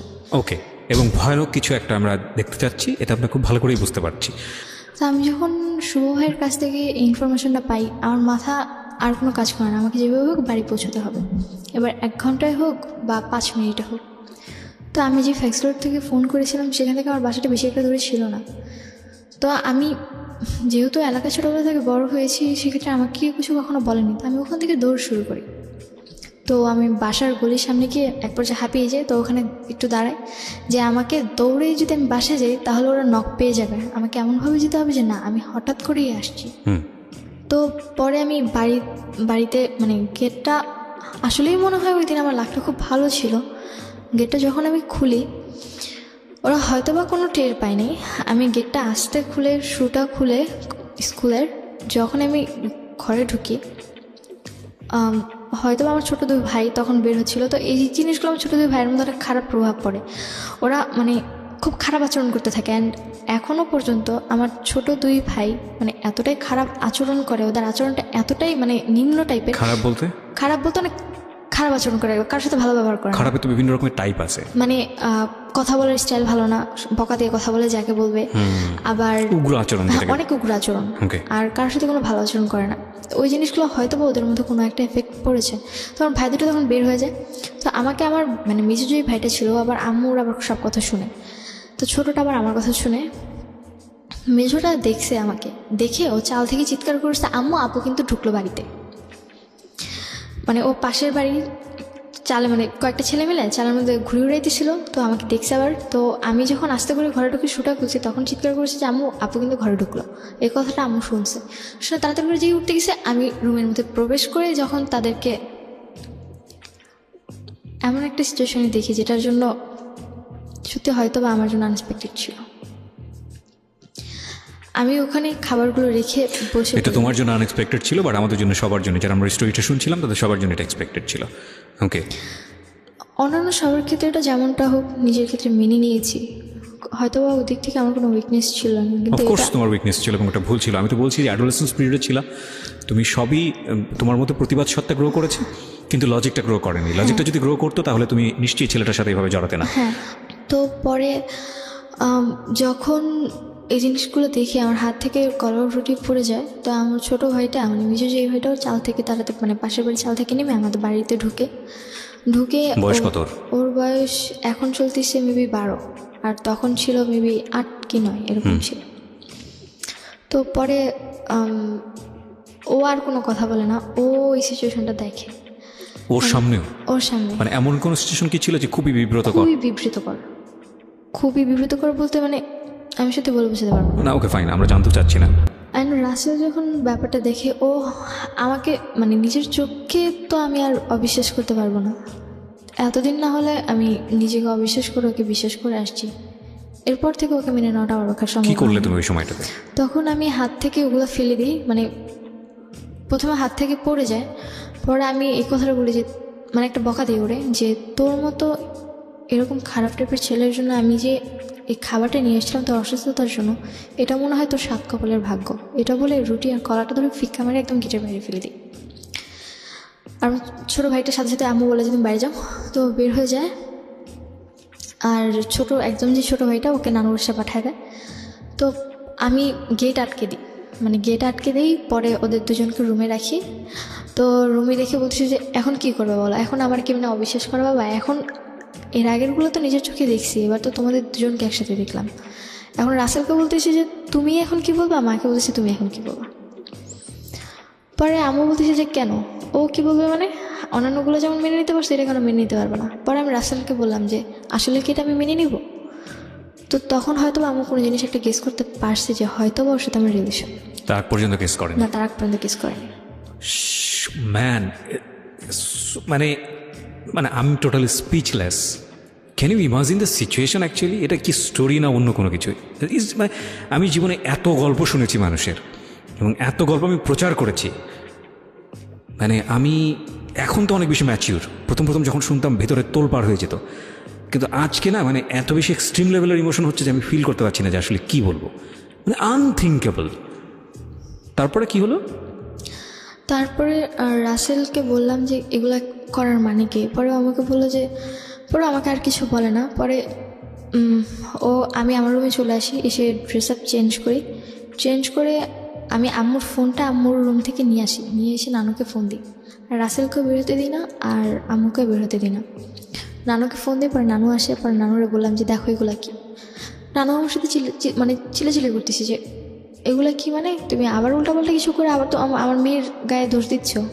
তখন তো আমার কোনো সেন্স নেই। তখন আমি মানে লাঠি নিয়ে লাহুর যেটাকে বলে মানে যে আটা ইয়ে করে ওইটা নিয়ে রাসেল প্লাস আম্মু দুজনকে মারতে শুরু করি, যে আমার সেন্সে আর কিছু নেই। নানুর সামনে নানু আটকাতে পারছিল না। পরে নানুর গায়ে লেগে যায় দেন আমি স্টপ হয়ে যাই, যেহেতু নানুর গায়ে লেগে গেছে এরপর তো আমার আর কিছু বলার নেই। দেন আমি বললাম যে এখন আমি কি করব বলো। নানুকে বলতেছি, ওরা বলতেছি যে তুই মরেই যা, তোর মতো মেয়ে থাকার চেয়ে তোর মতো নাতনির পরিচয় দেওয়ার চেয়ে না দেওয়া আমার অনেক ভালো। কি বলবেন, কাকে সুস্থ বলবেন কাকে অসুস্থ বলবেন জানি না। ওকে, তারপর রাসেল আর কিছু না বলে বের হয়ে যায়। পরে এরপর থেকে রাসেল আমার প্রতি উইকনেসটা দেখানো শুরু করে যে না ও আসলে আমার প্রতি উইক। তো এই জিনিসটা আমার পক্ষে ওর প্রতি আর উইকনেস মানে উইক হওয়ার কোনোভাবেই সম্ভব না। আমার পক্ষে মেনে নেওয়াই সম্ভব না যে না ওর মতো একটা মানুষকে আমি ভালোবাসি। তোমার মা কি বলতেছিল? তোমার মা তো বুঝলো তোমার সাথে একটা সম্পর্ক ছিল, বুঝতে পেরেছে যে আমার সাথে রিলেশন। তখন আম্মু আবার মানে এটা বোঝাতে চাচ্ছিল যে একদিক থেকে এই জায়গায় দুজনে গেম খেলে আমার সাথে, শুভ চাচ্ছিল আমাকে বোঝাতে যে ও আমাকে অনেক লাভ করে, শুভ যা মিন্স হোয়াট, মানে রাসেলের ফ্রেন্ড? রাসেলের ফ্রেন্ড। ও বোঝাতে চাচ্ছিল যে ও আমাকে, মানে রাসেল আমাকে অনেক লাভ করে, কিন্তু ও যা করছে ওটা আমার আম্মু নাকি ওকে বাধ্য করছে, ফোর্স করছে। তখন আমার একটাই কথা ছিল, একটা ছেলে বা একটা লোক ছেলে একটা মেয়েকে রেপ করতে পারে, কিন্তু একটা মেয়েকে আদৌ একটা ছেলেকে রেপ করতে পারে? ওর কথাটা ছিল এরকম টাইপের। পরে যখন রাসেলের জিনিসগুলো বারবার করতে থাকে, আমার পক্ষে মানে ওর ডিপ্রেশনগুলো নেওয়া সম্ভব হচ্ছিল না। প্লাস বাড়িতে আম্মু বারবার চাপ দিচ্ছিল যে যখন নানুরা সবাই নিয়ে গেছে, এই ফার্স্ট টাইম আম্মুর মানে নানুদের সামনে এই জিনিসটা আসলো, তাও শুধুমাত্র নানুর সামনে। তাও নানু বিশ্বাস না করতে করতেও করেছিল লাস্ট অব্দি, কিছুটা হলেও তখন একটু শান্তি যে না আদৌ একটু হলেও করেছে, আমাকে বিশ্বাস যে আমি সবটা মিথ্যে বলছি না। তো পরে যখন আম্মু শুরু করলো যে আমাকে রাসেলের সাথে বিয়ে দিবে, কিন্তু আমার এক পর্যায়ে যে আমার পক্ষে ওকে বিয়ে করা সম্ভব না। ঘেন্না লাগতেছে, মানে টু বি অনেস্ট এটাই মুখ থেকে বের হচ্ছিল আমার, যে কাকে ঘেন্নাটা করবো। আমি সরি টু সে তোমাকে আমার ভালো লাগছে না, কারণ লাগছে না, কারণটা আমি বলি যে উইকনেসের তো একটা লেভেল থাকে। তুমি ডেফিনেটলি আজকে যা বলতে আসছো এখানে সব কিছু স্বীকার করবা, এবং তুমি এইরকম একটা কিছু দেখার পরেও রাসেলের প্রতি তুমি যদি বিন্দুমাত্র সিম্প্যাথি দেখাও, তাইলে আমি মনে করবো যে না তোমার কিছু না কিছু প্রবলেম আছে। তুমি সেটা দেখাইছো, ডেফিনেটলি তুমি দেখাইছো। মানে এত ন্যাস্টি হয় কীভাবে একটা মানুষের স্টোরি। তারপর যখন আম্মু বিয়ে দেওয়ার জন্য প্রেশার দিচ্ছে, তো আমার পক্ষে কোনোভাবেই করা সম্ভব না। আর আমি কি করে একটা মানুষকে বিয়ে করবো যার সাথে কিনা আমার মায়ের অলরেডি সম্পর্ক হয়ে গেছে? তুমি দেখছো, আমার নিজের চোখে দেখা, নিজেকে অবিশ্বাস কী করে করবো আমি? তো পরে মানে তারপরে থেকে লাইফে মানে এত পরিমাণে ডিপ্রেশন আসতে শুরু করলো, আমি আমার মোবাইল ভেঙে ফেলতাম, হাত কাটতাম, তারপর মাঝে মাঝে চেষ্টা করেছি ব্লেড নিয়ে হাত না কেটে নিজের গলায় দিয়ে দিই। একটা জিনিস খেয়াল রাখবেন প্রিয় শ্রোতা, আমরা সিচুয়েশনটাকে ডিনাই করতে পারি না। আমরা হয়তো ওকে হেট করব, আমরা হয়তো এটা শোনার পরে আমাদের গা ঘিনঘিন করবে, বাট সিচুয়েশন ইজ সিচুয়েশন, এবং এটা কারো ধারে না। যার জীবনে ঘটেছে সেই জানে। কোনোভাবেই ওকে সাপোর্ট করার কোনো সুযোগ নেই। কিন্তু বয়সটা খেয়াল করে দেখুন, তখন তুমি কিসের, যখন এই ঘটনাটা ঘটে তখন আমি 10-এর এন্ডে আছো, মানে 7 কি সেপ্টেম্বরে কি অগাস্টে, ওকে, ক্লাস 10-এর সময়টাতে, বয়স খুব বেশি হলে 15, 15.5 বা 16 দিকে যাচ্ছে। ওই সময়টাতে একটা মানুষের জীবনের প্রথম ভালোবাসা আমি বলবো, এটা প্রথম লাভই বলবো। ফার্স্টে যেটা হয়েছে ওটা কোনো লাভ ছিল না, এবং ও কতটা ইমোশনালি অ্যাটাচ ছিল, সন্দেহ ছিল তীব্রভাবে অবশ্যই, কিন্তু ইমোশনালি অ্যাটাচ থাকে। এই সময়ে একটা মানুষ লজিক্যালি অনেক বেশি ব্লাইন্ড হয়। একটা কথা আছে, লাভ ইজ ব্লাইন্ড।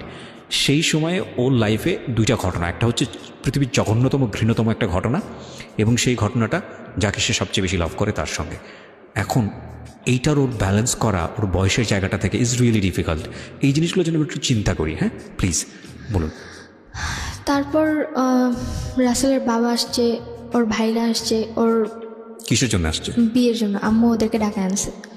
তো পরে রাসেলের বাবা যখন আমার বাসায় আসছে, আম্মু বলতেছে তুমি রেডি হও, তোমাকে দেখতে আসবে আজকে। পরে বললাম তুমি জানতে না বিষয়টা? না, আমি জানতাম না। পরে আমাকে বলতেছে কে দেখতে আসবে? পরে বললো যে রাসেলের বাবা আসছে। পরে আমি নর্মালি বাসায় যেরকম থাকি সেম ওইভাবেই ছিলাম। আমার পক্ষে এই ঘটনা ঘটার কতদিন পরের ঘটনা এটা? এটা হওয়ার 1 সপ্তাহ কি মানে 8-9 দিন পর। তোমার মার সাথে যখন এই ধরনের একটা ঘটনা তুমি দেখলা, তোমার মার মধ্যে কোনো অভিভেদ কি ছিল রাসেলকে নিয়ে, রাসেলকে ঘৃণা করা বা ওকে? না না না, এরকম কিছু না। আম্মু উল্টো ওর সাথে কথা বলছে, কি বললাম, ওরা দুজন একসাথে আমাকে আমার সাথে গেম খেলছে।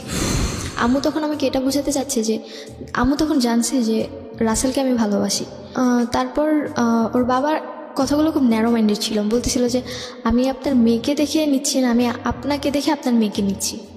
তো তখন আমি তার বাবাকে, তোমার আম্মু কি খুব কনভিন্সিং ছিল, মানে মানুষকে খুব সহজে কনভিন্স করে, ইজিলি কনভিন্স করে। মানে এই জিনিসটা মনে হয় একটা মানুষের পাওয়ার থাকে যেরকম, ওইরকম টাইপের।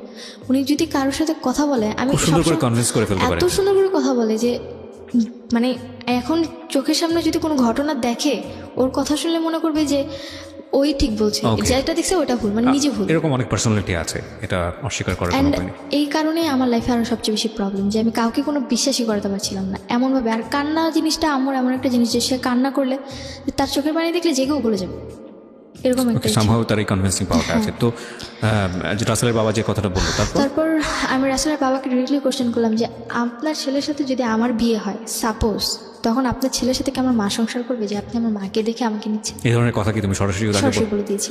আমরা একটা বিরতি নেব প্রিয় শ্রোতা, ছোট্ট একটা বিরতি।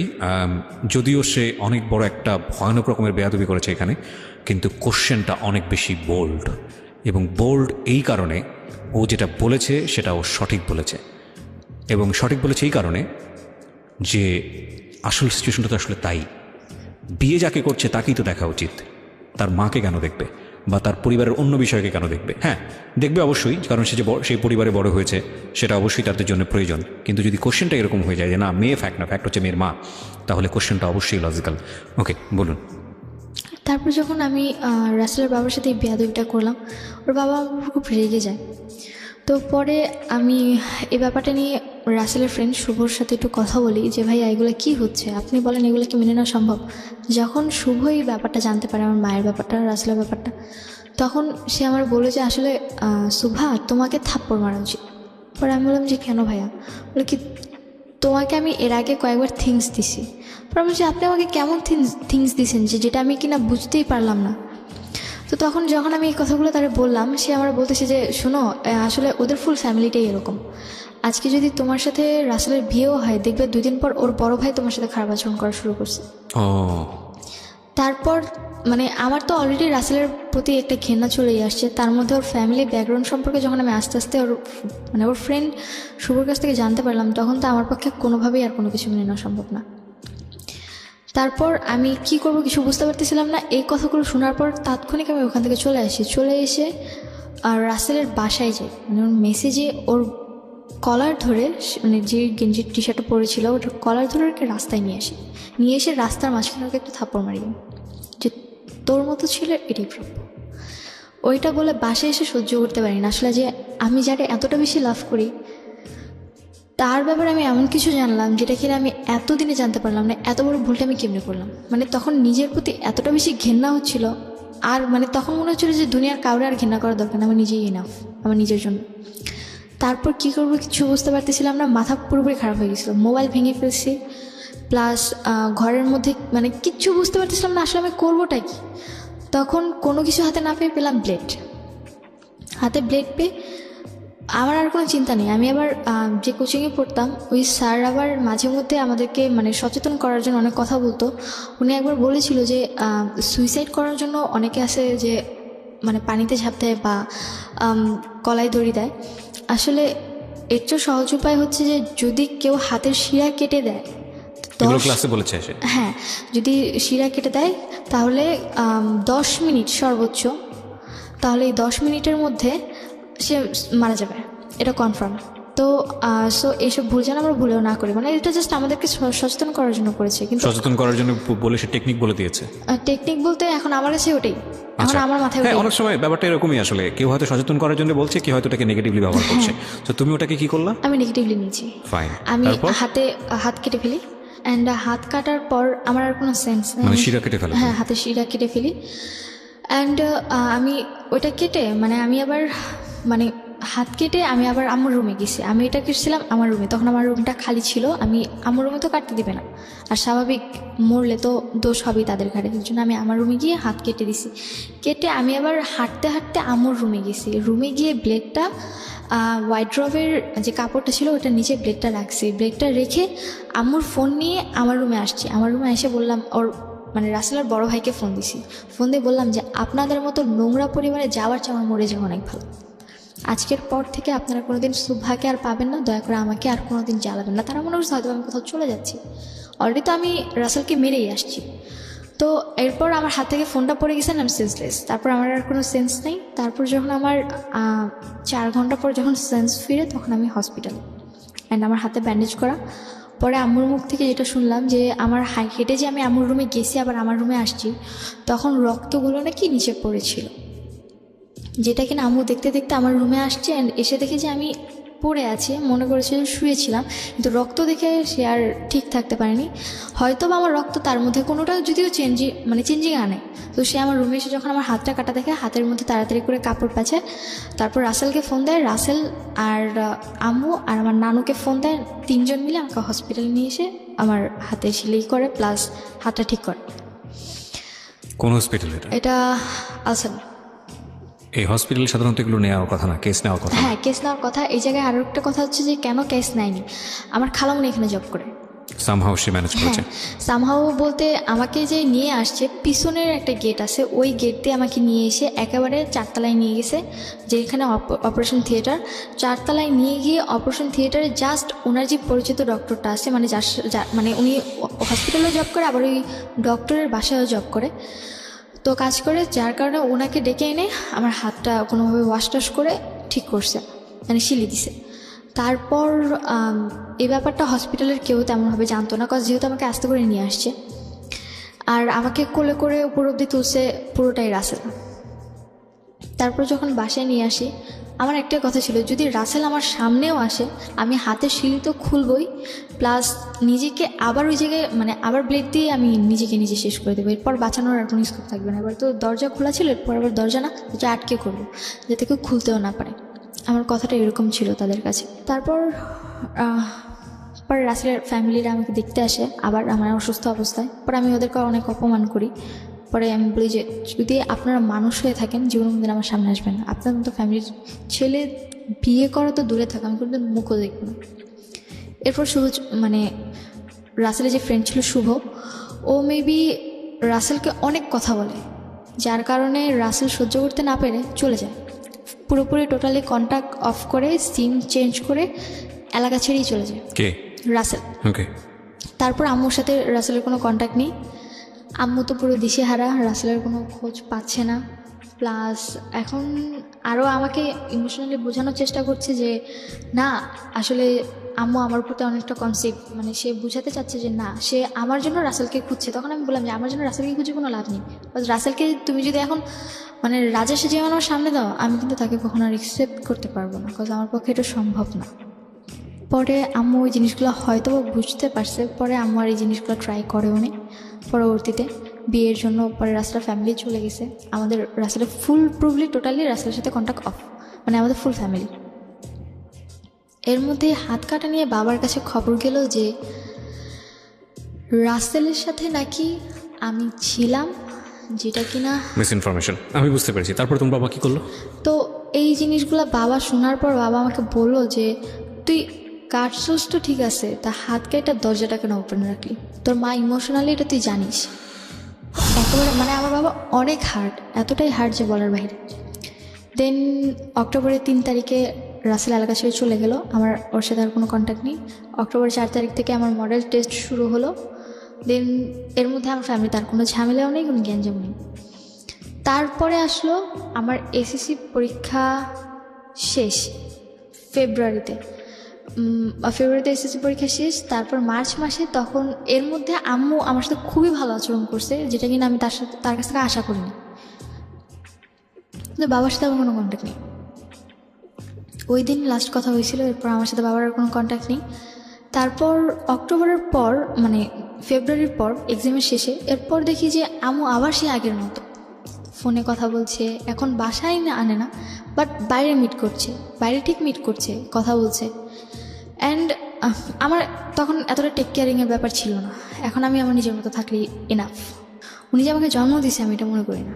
আমি মনে করি যে না, আমার মামু মারা গেছে, আমার বাবাও মারা গেছে, আমি এখন বর্তমানে এতিম, এরকমভাবে ছিলাম। তারপর মে মাসে আমার বাবা আসছে বাইরে থেকে। বাবা আসার পর আমার সাথে বাবার তেমন একটা কথা হতো না, যদি নর্মালি জিজ্ঞেস করতো ভালো আছে কিনা, কথা জাস্ট এটুকু, এর বেশি না। অ্যান্ড একটা বাবা বাইরে থেকে আসছে, আমার ভাইদের জন্য অনেক কিছু নিয়ে আসছে, গেমস বলেন, ড্রেস আপ বলেন, বহুত কিছু। অ্যান্ড আমার জন্য জাস্ট একটা ফোন আনছে, তো আর কিছুই না। আমার সে এতটা খারাপ লাগলো যে আমার ভাইদের জন্য এত কিছু আনলো, আর আমার জন্য জাস্ট একটা ছোটো ফোনেই আনলো, আর কিছুই না। আমি কি এতটাই ফেলনা তাদের কাছে? আমার পক্ষে মেনে নেওয়াটা সম্ভব হয়নি। তার কারণে আমি আমার বাবার সাথে টোটালি কথা বলা অফ করে দিলাম। তারপর বাবা আমার কাছে আমার মায়ের ব্যাপারে কিছু ডকুমেন্টস ছিল। কি ধরনের ডকুমেন্টস ছিল? আম্মুর আমার গলিতে যেই লোকটা ছিল, যার সাথে আম্মুর পরবর্তীতে মানে থাকাটা, যেটা আমি দেখেছিলাম, উনি আবার আম্মুর প্রতি উইক ছিল, তারপরে আবার আমার প্রতি উইক হয়ে পড়েছে। অ্যান্ড পরবর্তীতে আমাকে ইমপ্রেস করার জন্য আম্মুর সাথে ওনার অনেকগুলো নেগেটিভ ছবি প্লাস রেকর্ডিং, মানে কথা বলা, এগুলো আমাকে দিছে। অ্যান্ড তখন তো আমার ছবি বলতে ছবি কোথায় পেয়েছে উনি? ছবি উনি তুলেছে আম্মুর সাথে। এটা Okay, আমাকে তারপর? ইমপ্রেস করার জন্য। আর তখন আমার সাথে রাসেলের আবার ভালো সম্পর্ক ছিল, যার কারণে আমি আমার মেমোরি কার্ডটা ওর কাছে জমা রাখছি। আমার কাছে থাকলে হারিয়ে যেতে পারে, আমাকে বাসা থেকে বের করে দিচ্ছে, আবার বাসায় নিচ্ছে, বাসায় মানে আমি আম্মুকে মারছি, আম্মু আমাকে মারছে, এগুলো চলছে, যার কারণে আমি আমার কাছে সেফলি রাখতে পারলাম না। অথচ আমি যার কাছেই রাখলাম সেই হচ্ছে আমার সবচেয়ে বড় আনসেফলি একটা মানুষ, যার কাছে কিনা আমি আমার ডকুমেন্টসগুলো রাখতে দিছি। তো কি হয়েছে এগুলো? পরে ওই মেমোরিটা মানে কি বলে পুরাই দিছে। পরবর্তীতে বাবা যখন আসলো, যখন বাবা আমাকে বললো তুমি তো তোমার মায়ের উপর ডকুমেন্টস রাখছো, কোথাও আমাকে দেখাও, আমার বলার মতো কিছু ছিল না তখন। আমি কি বলবো তাকে? পরে আমি আব্বুর কাছে মাফ চাইলাম, পায়ে ধরে যে আমাকে ক্ষমা করে দাও, আমি ভুল করছি, প্লিজ অন্তত আমাকে আমার মতো বাঁচতে দাও, আমার পড়াশোনাটা কন্টিনিউ করো। পড়াশোনা অফ করে দিতে চাচ্ছিল? হ্যাঁ, অফ করে দিতে চাচ্ছিল। তারপর আমাকে ইন্টার ফার্স্ট ইয়ারে অ্যাডমিট করলো, আমার যেই স্কুলে পড়েছি সেই কলেজেই। যখন আমাকে অ্যাডমিট করলো তো আমি তো খুব খুশি যে আমাকে অন্তত অ্যাডমিট করছে। তারপর এর মধ্যে বাবা যে কদিন ছিল নর্মালি ছিল সব কিছু। তারপর বাবা চলে গেল। বাবা যেদিন গেছে তার 1 মাস পর আম্মুর আচরণটা আমার সাথে এতটা খারাপ হয়ে গেল, ঠিক আগের মতো বাজে কথা বলতেছে, উঠতে বসতে। আমি এর মধ্যে আমার লাকটা ভালো ছিল যে এর মধ্যে আমি একটা কোচিংয়ে জবও পেয়ে যাই, আমি ওখানে ক্লাস নিতে হবে। আর আম্মুর মার জিনিসটা এতটা খারাপ ছিল যে তুমি একসময় বলছিলে যে তুমি পুলিশে গিয়েছিলে, কখন সেই এই ঘটনা? যে এরপরে হ্যাঁ, তা আমার মার জিনিসটা আমার কাছে খুব খারাপ হয়ে লাগে। এমনকি এখনও পর্যন্ত আমার বডিতে অনেক প্রবলেম আছে ওই মারের কারণে। তো পরে যখন এই জিনিসগুলো আবারও হচ্ছিল, বাবা অলরেডি এসে গেছে, তো এরপরে বাবা এসে গেছে, তখন আমি বলতেছিলাম যে বারবার যে বাবা একবার এসে গেছে, তোমার জন্য আমি এত কিছু করলাম, আমার হাত কাটলো, তারপর কেন তুমি এগুলাতে আবার যাচ্ছ? অন্তত এগুলো ছেড়ে দাও, ভালো থাকো, তাহলে তো আমি আর কোনো প্রবলেম করতেছি না। তো সে আমার কথাগুলো শুনছিল না। পরবর্তীতে আম্মুর সাথে আম্মুর আবার লাগালাগি মারামারি শুরু হয়ে যায়। আম্মু আমার সাথে এমনভাবে মারছিল যে আগের চেয়েও খারাপ। তারপরে মানে আম্মুর সাথে যখন আমার এই জিনিসগুলো চলতে থাকে, এক পর্যায়ে আম্মুর মারার অবস্থাটা আমার এতটা খারাপ হয়ে গেছিলো যে না, ওই দিন রাতে উনি আমাকে মেরেই ফেলবে। আমি আম্মুর রুম থেকে সেই দিনও আমার জামা পুরোপুরি ছিঁড়ে ফেলছে। আমার রুমে একটা জামা ছিল, আমি দৌড়ে গিয়ে আমার রুমের জামা পরছি। আব্বু যেহেতু আমাকে ফোন দিয়ে গেছিলো, আমার কাছে একটা ফোন ছিল, আমার রুমের দরজা নক করে দিছি। এখন কি করবো আমি? এখন যদি আমি রুম থেকে বের হই, হয় সে আমাকে মেরেই ফেলবে। তার হাতে এমন একটা জিনিস ছিল, জিনিসটা খুবই খারাপ একটা জিনিস ছিল। কি ছিল? ওই যে লোহার টাইপের এক ধরনের রড টাইপের ছিল, যে সিনি বলে, যেটা দিয়ে হাতুড়ি পিটা, ওরকম টাইপের ছিল। অলরেডি আমার গায়ে যে বাড়ি দিছে, ঝাড়ুর বাড়িগুলো আমার গায়ের মধ্যে একদম লেগে গেছিলো, ঝাড়ুর ইয়েগুলো। তো অলরেডি হাতে রক্ত পড়তেছে, তার মধ্যে এই সিচুয়েশন, কি করব বুঝতে পারতেছিলাম না। এখন হয় আমাকে বাঁচতে হবে, আর তা নাহলে মরতে হবে, দুটার একটা। কোনো কিছু বুঝতে না পারে শেষে নেটে সার্চ দিলাম। আমার ফোনে নেট ছিল, ভাগ্য ভালো, যার কারণে আমি লোন আসে এমবি, তো আমি লোন এনে গুগলে বাড্ডার পুলিশ স্টেশনের নাম্বারটা সার্চ করি, দেন পরে পুলিশের কাছে ফোন করি। পুলিশের কাছে ফোন করার পর পুলিশ আসে বাসায় আসার পর আম্মু তখন একদম শান্ত। পুলিশ আসছে, গেট খুলে না, কিচ্ছু হয়নি বাসা, এমন একটা ভান। পুলিশ মামাকে ফোন করছে, মামা আবার বড় মামা যে ছিল, মানুষদের সাথে একটু বেশি চলাফেরা করে, যার কারণে থানা পুলিশ লোকজন তারে চিনে। তো তার কথা শুনে পরে পুলিশ চলে যায়, পরে মামা ঘরে ঢুকে। পরে পুলিশ বলে গেছে যে পরের দিন যেন থানায় আমাদের উপস্থিত থাকতে হয়। পরে আমরা থানায় গেলাম। পরের দিন আমরা থানায় যে ওসিটা ছিল তার সাথে আমার মামা আগে আলাদা করে কিছু কথা বলতে চাইছে। তো ওসির সামনে মামা আমাকে এমনভাবে উপস্থাপনা করে যে আমার ব্রেন লস, তুমি মানসিকভাবে অসুস্থ। হ্যাঁ, আর মানসিকভাবে অসুস্থ, আর আমি যা বলছি পুরোটাই বানোয়াট, মিথ্যে।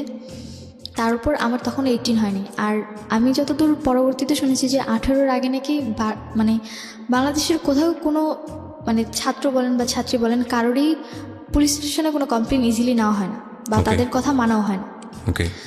তো পরবর্তীতে যখন পুলিশ আমাকে জিজ্ঞেস করলো তোমার এজ কত, পরে আমি বললাম যে 17+। পরে যে তোমার তো এখন 18 হয়নি, তুমি কী করে কমপ্লেন করলা? আর তুমি এত সাহস কী করা যে তুমি রাত করে আমাদেরকে ফোন দিয়ে হ্যারাস করলা? আর তোমার মার ফেস দেখে তো মনেই হয় না যে সে তোমার উপর এমন টর্চার করতে পারে বা তোমাকে মারতে পারে। পরে আমি হাত কেটে গেছে দেখালাম, বলে কি যে টুকিটাকি ঝগড়া তো ফ্যামিলিতে হবেই, তাই বলে তোমরা থানা পুলিশ পর্যন্ত নিয়ে আসবা। ওসির আচরণটা এতটাই খারাপ ছিল যে এখনও পর্যন্ত আমার পুলিশদেরকে সবচেয়ে বেশি ঘেন্না হয়।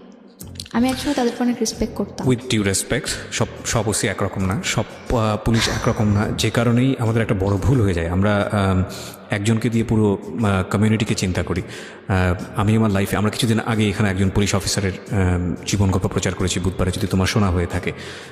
আমি বলছি না যে পার্টিকুলারলি কেউ ভালো কিংবা কেউ খারাপ, কিন্তু একজনের জন্য পুরো কমিউনিটির আমরা একটা খারাপ ব্লেম দিই। তুমি তোমার লাইফে যে এক্সপিরিয়েন্স ফেস করেছো, যে কারণেই হয়তো তোমার এই ধরনের পারসেপশন হচ্ছে। এমনও হতে পারতো তুমি একজন ভালো অফিসারের কাছে গিয়েছো এবং তাদের অনেক ক্ষমতা, অফকোর্স গভর্নমেন্ট থেকে তাদেরকে ক্ষমতা দেওয়া হয়, তারা যদি তোমাকে প্রপারলি জাজ করতো তাহলে হয়তো বিষয়টা এরকম হতো না। বা তুমি যেটা বলছো সেটা যে আদৌ কতখানি সত্য সেটা তো বিশ্বাস করার একটা বিষয় থাকে, এবং সেটা যেহেতু টাইম মেশিনে চড়ে গিয়ে পুরো জিনিসটা দেখা যায় না, সুতরাং আরেকজনের জায়গা থেকে হয়তো পুরো গল্পটা যে তুমি যে এখানে বলেছো, কেউ হয়তো বিশ্বাস করেছে, কেউ হয়তো বিশ্বাস করেনি, তিনি তার মতো করে হয়তো জিনিসটা বিশ্বাস করেননি। তবে কেসটা যেহেতু এতটা জটিল ছিল, আমার মনে হয় একটু হলেও খতিয়ে দেখা প্রয়োজন ছিল। পুরোপুরি ডিনাই না করে দিয়ে খতিয়ে দেখতে পারতো, যে তোমাকে বিশ্বাস করি না কিন্তু আমরা একটু অবজার্ভ করতে চাই যে আসলে সিচুয়েশনটা কী। হ্যাঁ, তো যাই হোক, তারপরে কী হলো? তারপর ওসি আমাকে বললো যে তোমার মা তো এটা সৎ মা না। পরে বললাম যে জি না, আমার সৎ মা না, আমার আপন মা। বলে কি আপন মা পৃথিবীতে এমন কেউ হতেই পারে? Exactly, that is my question also. আপন মা পৃথিবীতে আসলে এরকম হয়? এটা আসলেই খুব ডিফিকাল্ট। বাট ওই যে একটা কথা আছে, জীবন আসলেই কোনো এথিক্সের ধার ধারে না কখনো কখনো। হ্যাঁ, তারপর উনি আমার কথাগুলো বিলিভ করে না। পরবর্তীতে আমরা ওখান থেকে চলে আসি, মানে থানা থেকে আমাদেরকে বলে যে যে জিডিটা করছো তুমি ফোন দিয়ে ওটা ক্লোজ করে যাও। আর ফোন দিয়ে জিডি করো মানে তুমি নিজে লেখো নি? ওনার না না না, জিডি আমি এন্ট্রি করে? বলে দিয়েছি, উনি ওই অনুযায়ী লিখে নিয়েছে। আচ্ছা, তো পরবর্তীতে বললো যে পরে ওখানে জিডি যে টাকা ছিল, যতটুকু দরকার ছিল ওটা পরে আমই দিছে, আমি আর কিছু বলিনি। জিডির টাকা মানে জিডিতে কোনো টাকা লাগে না? আমি ওখানে লেগেছিল। আচ্ছা, তো পরে আমি ওখান থেকে জিডিটা উইথড্র করো তুমি? হ্যাঁ, উইথড্র বলতে আমি তো চলে আসি, ওই যা যা করছে আমি ওখান থেকে থানা থেকে বেরিয়ে ডিরেক্টলি বাসায় চলে আসছি।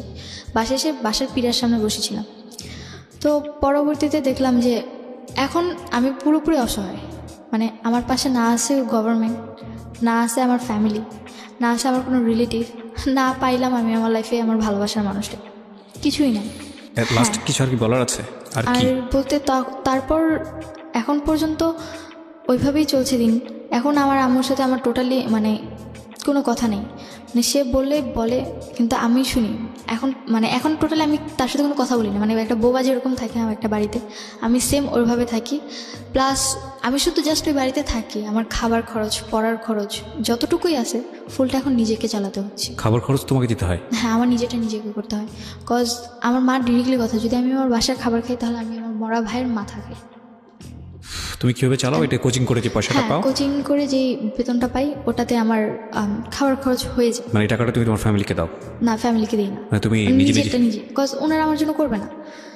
প্রথমে মনে করেছিলাম যে তুমি নিজে হয়তো নিজে রান্না করো নিজের জন্য? রান্না বলতে হ্যাঁ, নিজে রান্না করতে, মানে যখন রান্না করতে হয় তো করে, আর তা না হলে বাইরে থেকে খাবার আনি। কিসে পড়ছো তুমি?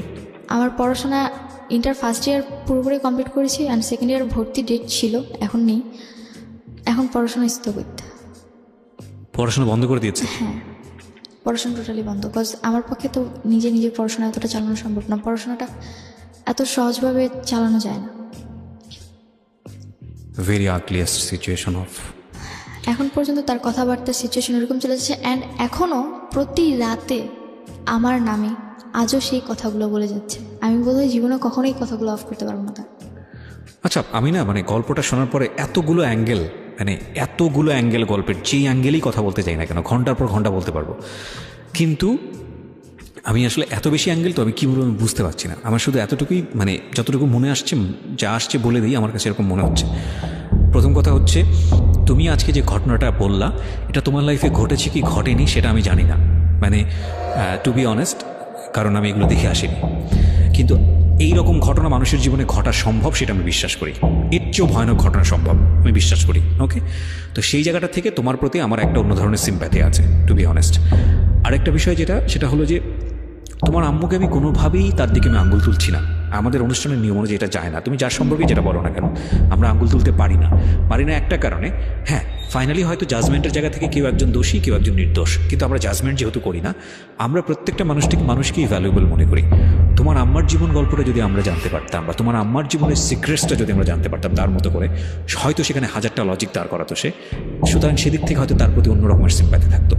আমাদের সমাজের সামাজিকতায়, হ্যাঁ, আমরা আমাদের নীতিনৈতিকতার জায়গা থেকে কখনোই এই বিষয়গুলো মেনে নিতে পারি না যে একটা মানুষের সাথে আরও 10 জন মানুষের এ ধরনের অনৈতিক সম্পর্ক থাকবে, এবং সেটা এতটা ওপেনলি হবে, সেটা এতটা বেশি সাপোর্টিভ হবে।